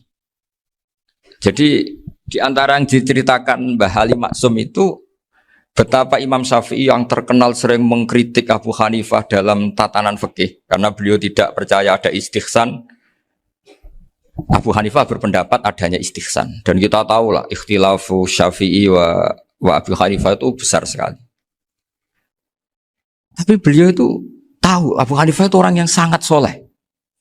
Abu Hanifah itu kalau ketemu sama orang yang utang beliau itu yang lari bukan yang utang Abu Hanifah, karena takut orangnya itu izin. Jadi kalau ketemu yang utang di jalan itu yang sembunyi itu Abu Hanifah. Kenapa engkau sembunyi? Ada yang utang saya lewat, nanti orangnya malu. Jadi setingkat Robiah Adawiyah itu beliau di rumah ada maling itu sembunyi. Ditanya kenapa engkau sembunyi? Malu, gak ada yang dimaling. Malu sama malingnya karena serumah itu gak ada barang yang layak dicolong itu. Itu Robiah sampai dia sembunyi. Itu yang bisa niru itu Abu Hanifah. Jadi wali-wali besar ini ternyata saling menghormati dan saling tawassul. Nah saya berharap tawassul ini bukan sekedar perilaku sosial, tapi memang ada sanatnya. Sehingga terus diceritakan Bali di sini dulu istaqa Umar bil Abbas. Kata siapa tawassul harus dengan Rasulullah SAW? Dulu istaqa Umar bil Abbas. Sayyidina Umar itu tawassul istisqa dengan Sayyid Abbas. Padahal kita tahu Sayyid Abbas ini tidak nabi. Terus beliau cerita sampai Imam Syafi'i tawassul sama Abi Hanifah. Sehingga gak ada perdebatan itu kan Umar. Kalau Umar kan ada jaminan boleh diikuti karena beliau sahabat. Bali cerita tentang Imam Syafi'i yang tawassul dengan Abu Hanifah. Seargumentatif itu. Sehingga ada cerita dalam sebuah tafsir. Ya saya ulang lagi, ada cerita di sebuah tafsir. Kenapa Nabi Musa ditanya Allah, wa matilka biyaminika ya Musa? Ma'ana wa ta'ala a'lam. Tentu Allah sangat tahu yang dibawa Musa itu apa. Karena Allah tahu Nabi Musa itu grogi. Orang dipanggil Bali Maksum pasti grogi. Santri dipanggil Mbah Mun pasti grogi. Kenangan saya setiap dipanggil Mbah Mun ya mesti tanya. Yang ringan-ringan. Wis sarapan ya. Arung sarapan ya sarapan. Pas sarapan ya kan. Tanduk mangan sing enak. Orang santri ora tau mangan enak. Ya tidak pernah ngomong yang penting. Ngendikan yang penting. Nah karena Nabi Musa ini grogi. Ini sebagian tafsir. Itu ditanya yang ringan, sahaja itu gawa apa? Karena pertanyaannya ringan, Nabi Musa juga ringan. Ya Nabi Musa itu sampai lali, itu pangeran, sing ya'lamu sirra wa akhfa. Diterang. Niki tongkat Gusti. Gunane kathah Gusti tongkat iki. Qala ya aso ya atawakkau 'alaiha wa ahusyu biha 'ala ghanami wa liya fiha ma'arifu ukhra. Oh, tongkat Gusti niki penting mesti. Nggih nak. Nggih macam-macam lah Gusti. Atawakkau 'alaiha wa ahusyu biha 'ala ghanami kangge menghalokan wal. Masih terang terakhir dan yang lain-lain Gusti. Wal liya fiha ma'arifu ukhra. Sehingga akhirnya rileks. Karena Nabi Musa terus ngerti. Ternyata ketemu pangeran itu gak seserem yang saya bayangkan gitu. Pertanyaannya ringan. Itu ada ilmunya. Tapi cerita ini yang versi tafsir ini tidak yang seperti di Manaqibul Ghazali. Di beberapa kitab tentang Manaqibul Ghazali diceritakan di alam roh Nabi Muhammad SAW itu yubahi bi ummati, saking yubahinya sampai ngendikan ulama ummati ke anbiya Bani Israel. Ulama umatku itu pinternya atau statusnya itu mirip-mirip lah. Kaf itu ya mirip-mirip kayak ulamanya nabinya Bani Israel. Akhirnya Nabi Musa itu tersinggung sekali. Bagaimana mungkin ulama disamakan dengan apa?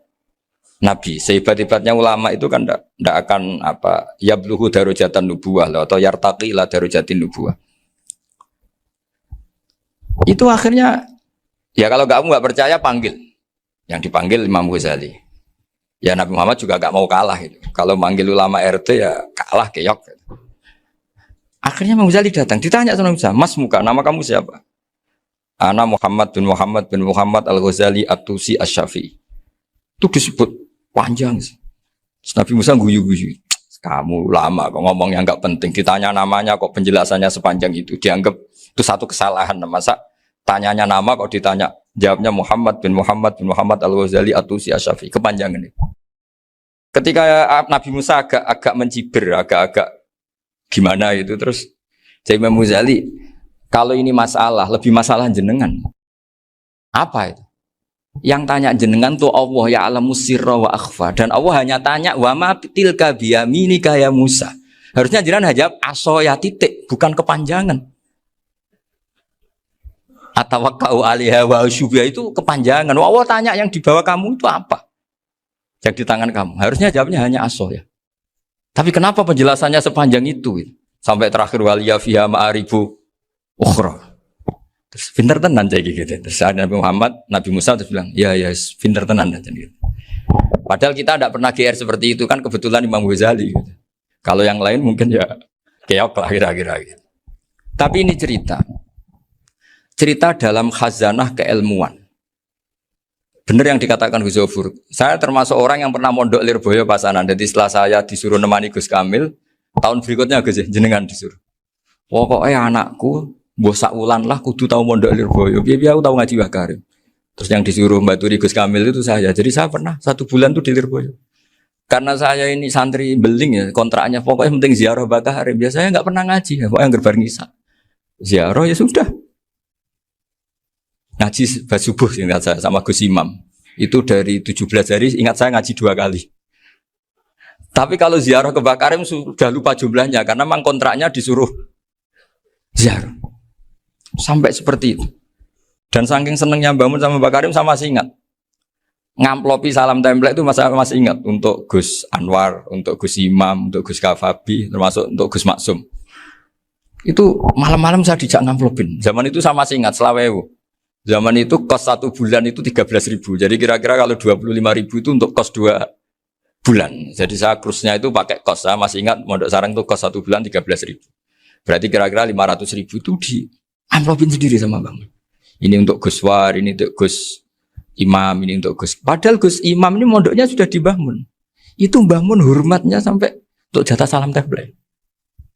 Lah yang ribet kebalikannya, kita pulang Gus Imam karena melihat Gus Kamil ini putrane Mbah Mun, Gus Kamil disangoni. Saya juga disangoni karena Gus Imam dulu ngaji juga sama Pak D saya. Sama keluarga saya. Itu kata Gus Kamil setelah keluar, mau kamu nih gue abal ya, boten berarti gue aku. Karena ini penting, ini kalau sampai dianggap tukar guling, ribet deh. Jadi ditakwil sendiri lah, mau kamu nih gue abal ya, boten wis, yes berarti halal. Tapi sama Mbah Mun ya ditanya. Ditanyanya bukan apa karena untuk meneruskan tradisi bahwa kalau kiai ketemu itu ya saling memberi hadiah, saling itu sudah faqatimu baina adena juakum apa? Sotaku. Sehingga ketika Kapya ini punya Bali Maksum alim alama, kemudian melahirkan murid-murid yang juga ipar kayak Mbak Warsun bisa ngarang apa Kamus Al-Munawwir, Pak Bik juga punya karangan Kamus Al-Mu'asir. Saya itu punya semua. Karena ini adalah buah dari bahwa kita ini tidak kalah sama produk-produk yang di sana. Bahwa produk di kita ini sudah cukup untuk mengantarkan orang menjadi alim alama. Dulu Mbah Zubair ke Mekah ya sudah alim alama.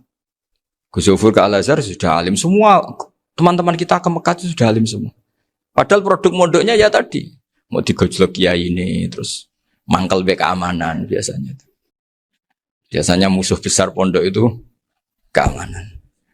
Jadi bukan berarti gojlok ibunya Gus Maftuh enggak. Biasanya keamanan itu musuhnya apa? Banyak. Itu tradisi keilmuan itu harus dijaga dengan hujjah dan dengan tadwin, dengan pembukuan. Saya punya sekian cerita ya. Misalnya dulu kita mungkin iskal itu janggal. Kenapa sih orang Islam tukaran sama orang Islam? Sehingga di antara doa Nabi yang enggak dikabulkan Allah, enggak boleh dikabulkan sama Allah enggak boleh, bukan berarti enggak mustajab. Redaksinya famana aniha, memang enggak boleh. Redaksinya bukan falam yastajib lahu tapi famana aniha. Di Al-Marrah As-Salisa ini Nabi dilarang. yaitu melarang umat Islam itu jangan sampai tukaran sama umat Islam sendiri. Itu kata Allah, ya tidak bisa kata Allah, kalau itu tidak saya kabulkan. Itu dulu guru-guru kita nyontohkan sederhana. Kira-kira kalau saya tukaran wek Gus Zofuru, Mbah Mun luwih ikhlas dibanding ditukari wong liya. Nak ana kakak ditabuk adik, wong tua luwih ikhlas dibanding ditabuk tangga. Barokahnya membaca kita lebih mentoleransi. Kalau ada Mbah Hashim dikritik Mbah Fakih Mas Kumambang, kita ikhlas itu. Tidak dikritik guru PAUD, itu kan. Atau dikritik orang-orang yang nggak bisa ngaji. Artinya ternyata keliru kita bilang kiai kok tukaran. Justru bagus kiai tukaran. Dibanding kiai dikritik guru PAUD atau dikritik orang-orang yang nggak bisa baca kitab. Akhirnya barokahnya baca kita menjadi tahu. Dulu Mbah Mun sering cerita, ini masih cerita silsilah ya. Jadi Mbah Ali Maksum tadi kita tahu di antara guru besarnya Mbah Ali Maksum tentu Mbah Mahfud Termas. Beliau adalah adik dari Kiai Mahfud Termas. Mbah Dimyati ini adik Kiai Mahfud Termas. Itu punya saudara namanya Abdul Razak, juga punya saudara namanya Dahlan. Itu yang membawa Thariqah Syadziliyah di Solo Raya. Yang sekarang alhamdulillah diteruskan Gus Wafi. Dulu di antara pesannya Mbah Mun ke saya, hak Wafi kandani kon ziarah ning Mbah Dimyati. Mergo Thariqah Syadziliyah dulu itu yang bawa keluarganya Mbah Dimyati. Jadi semuanya ini masih dzurriyyatan ba'duha min ba'd. Nah pesan saya karena tadi Mbah Munawir yang termasuk orang pertama yang bawa Quran, bawa Qiraah Sab'ah. Kenapa saya bilang termasuk? Karena kalau bilang paling pertama ini nanti butuh data. Dan itu agak kerepotan lah. Tapi yang jelas mimman istahara lah. Mimman istahara yang membawa Sab'ah ke sini itu adalah Mbah Munawir. Terus beliau ngajarkan diantaranya ke Mbak Arwani pakai kitab Satibi, pakai kitab Nazmus Satibi. Terus Nazmus Satibi itu diteruskan oleh Mbak Arwani, ditulis. Yang nulis dulu Mbak Dola Salam. Bapak saya itu murid Mbak Dola. Dulu Mbak Dola sebelum ke Mbak Arwani ngaji sama Ki Said di Sampang. Bapak saya sebelum ngaji di Mbak Dola sudah hafal Quran lewat buyut saya sendiri namanya Ki Zubaidi. Yang Ki Zubaidi akhirnya jadi menantunya Mbak Ahmad Su'eb. Jadi buyut saya kandung ini namanya Sofia, itu angsal keluarga Lasem yang adiknya. Sofia ini punya adik Badiah yang jadi ibunya Ki Sahal. Terus Ki Sahal punya Mbak Yu namanya Muzayanah, punya di Garwo Ki Mansur punya anak Gus Qayyum. Jadi dulu ibu saya, ibunya Gus Sofur, ibunya Pak Maftu itu semuanya di Lasem. Karena saya dari keluarga Gen ya Lasem, dari keluarga sanad guru ya Lasem. Tapi Lasem Bahdawi itu dulu ngajinya di Mbah Umar Harun di Sarang. Nah, Mbah Umar Harun ini menangi Sayyid Ahmad Zaini Dahlan. Sayyid Zaini Ahmad Zaini Dahlan ini punya cucu keempat yang hidup di Sedan. Terus makamnya di Lasem. Namanya Habib Haidar. Itu yang nulis biografinya Mbah Maksum. Mbah Maksum bukan Bali. Biografinya Mbah Maksum. Itu ditulis oleh Habib Haidar. Namanya Haidar bin Hasan bin Sodaqoh bin Ahmad Zaini Dahlan. Nah, Habib Haidar ini menantunya Sayyid Hamzah Sato. Hamzah Sato itu Hamzah bin Abdullah bin Umar. Itu kakaknya Sayyid Abi Bakar Sato, Sohibul I'anah. Nah, Sayyid Umar ini yang dulu ngajari mbahnya Mbah Mun namanya Ahmad bin Su'aib. Nah, di antara ajarannya adalah baca kitab-kitab kecil yang bisa dihafal. Dibawalah ke sarang jadi metode muhafadzah. Tapi kemudian lama-lama oleh pondok itu jadi syarat kenaikan kelas. Dulu gak ada muhafadzah untuk kenaikan kelas ya, supaya orang alim itu harus hafal. Lama-lama dipakai syarat untuk muhafadzah. Jadi semua ini sanad harus kita ingat supaya kita bisa menjaga tradisi. Termasuk tradisi ini kiai seneng jagungan, terus ngomong ra penting. Itu juga sanad. Setahu saya Mbah Mun itu kalau ketemu bapak ya guyon terus. Saya punya kenangan tuh yang dulu agak iskal tuh begini. Ada isu lah, entah isu entah hoax entah apa, ada kaji itu agak beling itu, pokoknya beling lah. Seneng siapa itu, rondo lah apa. Pokoknya beling gitu. Ketika Mbah Mun dilaporin tamu kalau kaji itu beling sama rondo itu, Mbah Mun tanyanya lucu. Lho ayu no cung. Wahyu banget Mbah. Wahyu. Itu bapak juga bakas ayu nih. Dulu saya sekali nih kiai kok bakas wong ayu, bakas budine barang lah kira-kira gitu. Tapi setelah saya tambah alim, tambah ngerti itu, kata bapak gini, ya apik bakas ayu hak timbang iya no malah qadzaf. Ternyata seni. Sekali Mbah Mun atau bapak bilang, waji kok zino kaji, maka larinya ke qadzaf. Maka menghindari bahasa menuduh, ngomong yang enggak penting. Lho ayu no. Jadi kiai dulu tuh orang sok suci tapi menghindari hal-hal yang Jadi punya seni untuk ngelola kehidupan. Orang bermalam-malam jagungan sama teman asik itu kan perlawanan terhadap nafsu kita, syahwat kita untuk mungkin nikmati dugem di bar atau di tempat-tempat maksiat. Itu setan di Indonesia tuh kakuati sama Ki Jawa. Orang supaya nggak tertarik maksiat itu Ki Jawa cukup ketemu kancane masak terong guyon, gejol-gejolokan zaman mondok, sewengi lulus sangka maksiat. Bar wis tutup. Perlawanannya sederhana, nggak pakai tahajud, nggak pakai wiridan, karena Ki Jawa juga kau rapati potongan ahli ibadah itu, jagungan. Gitu. Jadi setahu saya itu pernah lihat Bali itu sekali ketika beliau ngisi ceramah di Mbah Hamid Bedowi, saya masih kecil diajak bapak. Dulu kalau bapak ngelihat Bali sama Mbah Hamid itu mesti nangis, karena dua orang alim bertemu. Yang akhirnya ya bisanan itu Mbah Hamid punya anak Gus Nasih, di sini ada Mbah Nafisa, terus jadi Mbak Salih Hindun itu. Jadi dulu tuh ya guyon terus ketika ketemu. Itu yang sering bodoni Mbah Hamid itu ya Ki Bisri. Ki Bisri itu kalau datang ke Ki Hamid Pasuruan, nak wali tenan aku teko ditata nomangan. Jadi ukurannya ya. Ternyata sampai sana dikeimangan tenan. Masih belum mengakui, kan nak wali tenan aku kiai rung di mobil, dongakno aku di mobil. Sudah kalah satu seri itu masih gak terima. Lalu itu Mbah Hamid akhirnya berdoa, ayo monggo, mungkin Ki Bisri gak ada mobil. Itu setelah didoain masih tanya, mereknya apa merek? Itu Mbah Hamid jawab, yo paling Holden itu, paling Holden. Itu nyari mobil itu ya adalah dapatnya Holden. Suatu saat Mbah Bisri diundang Mbah Hamid gak dikasih bisar, karena utangnya sudah banyak Mbah Hamid, Mbah Bisri ini utang doa tadi. Itu ya gak dikasih besar ya gak mau kesang apa-apa kelambimu kayak aku. Didol sama muhibbinya Mbah Hamid, itu harganya melebihi jatah bisaroh. Ketemu Mbah Hamid, Kang, susu Kang, mergo.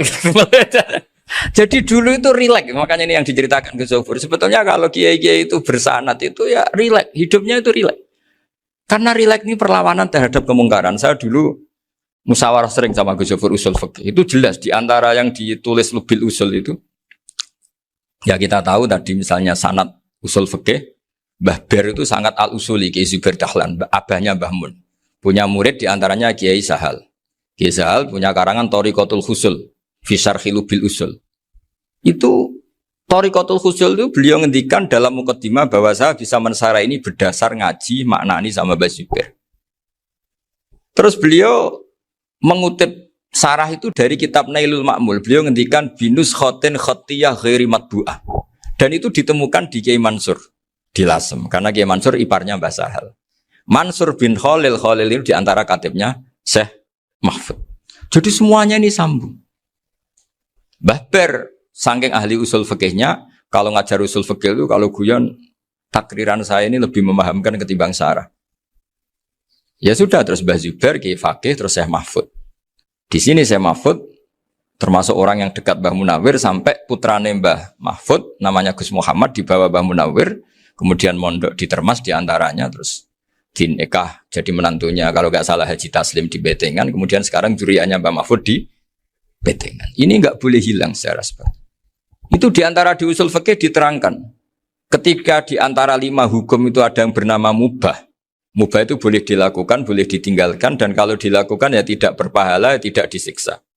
Itu ada ulama yang protes. Protes nggak bisa seperti itu. Itsma min mubahin ila wa tahaqqaqu bihi tarku haramimma.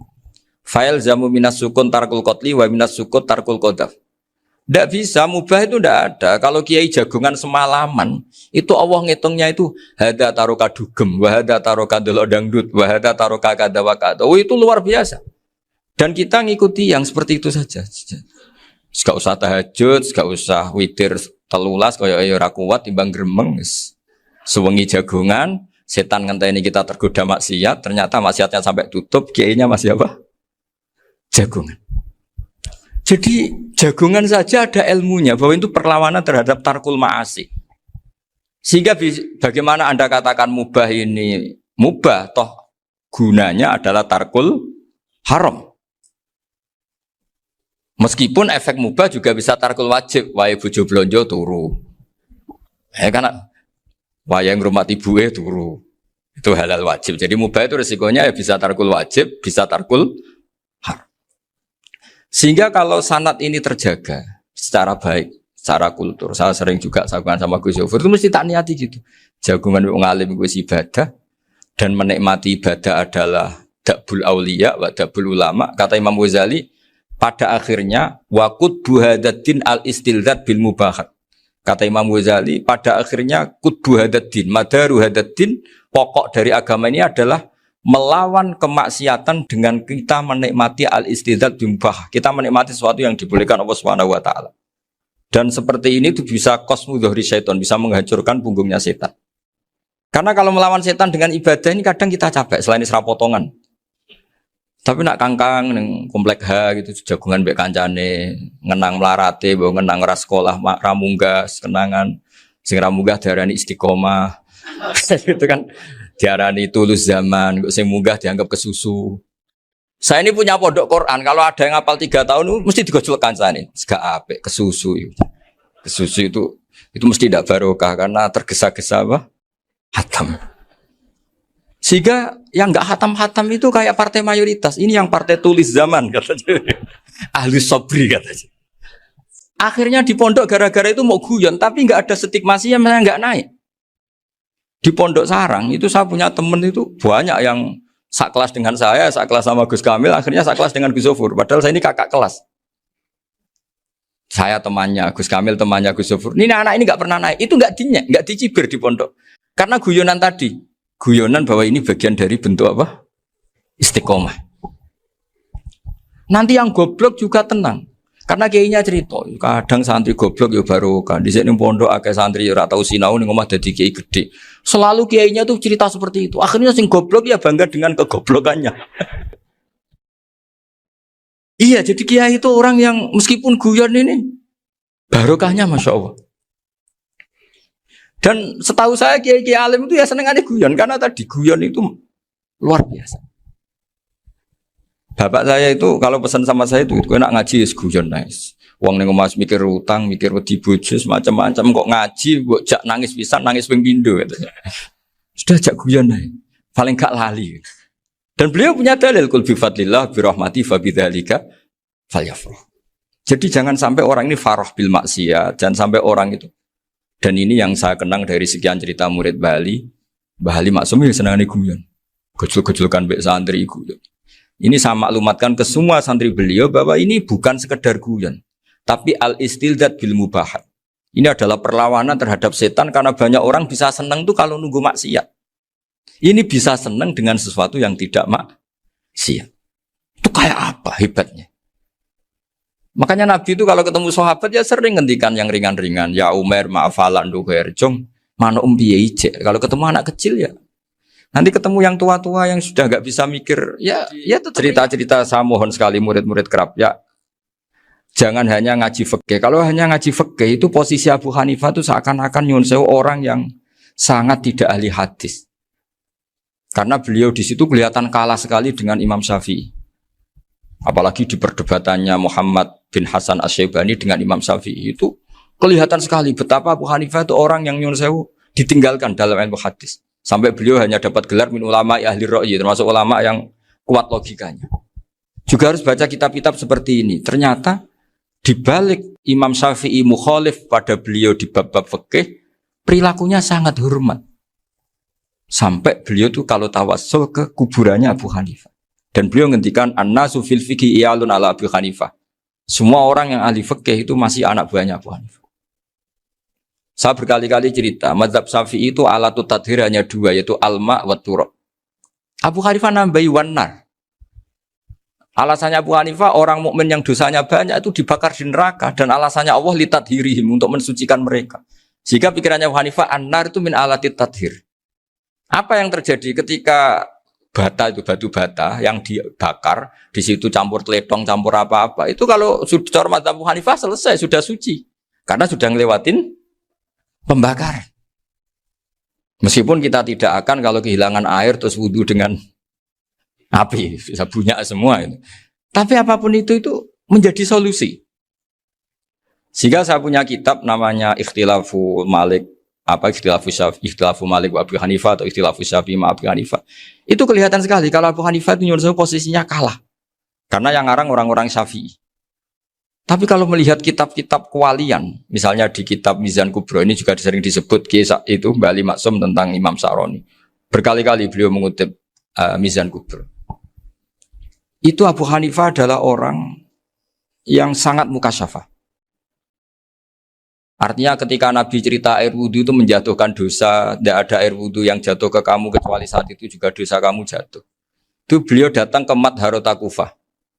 Kemudian beliau bilang sama si orang tua tadi, tub anizina. Orangnya terus bilang atubu minazina.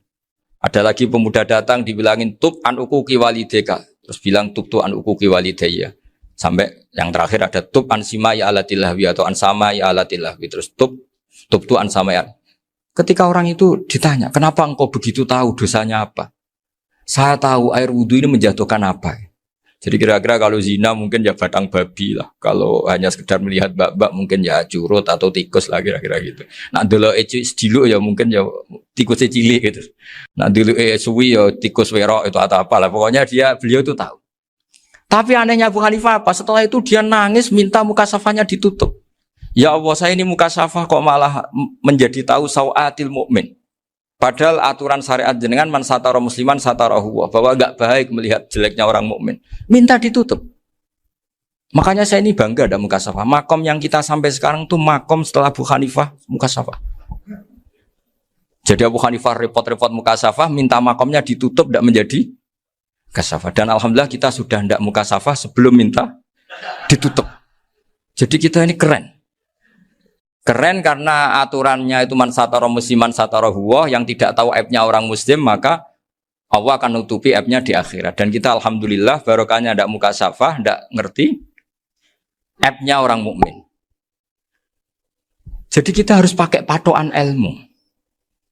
Saya ulang lagi, kita harus pakai patokan. Makanya saya tahu betul ketika Kiai Hamid Pasuruan, beliau dulu ngaji Jamul Jame, ngaji Juman, Bali Maksum di sana sama Gus Habib, sama Gus Muhammad bin Mahfud. Termasuk mbah saya kandung dulu Kiai Sidik. Mbah saya yang dari itu juga ngaji di Termas. Bapak saya dulu Kiai Nur Salim ngaji di Buyut Baiti. Dulu itu kawin juga sederhana, Kak, cerita Gus Zofur. Jadi bapak saya kandung itu Kiai Nur Salim itu ngaji di Mbah Baiti. Mbah Baiti itu adik kandungnya buyutnya saya dari ibu. Nah, Mbah Baiti itu teman akrabnya mbah saya namanya Kiai Nur Sam, Mbah Nur Sam.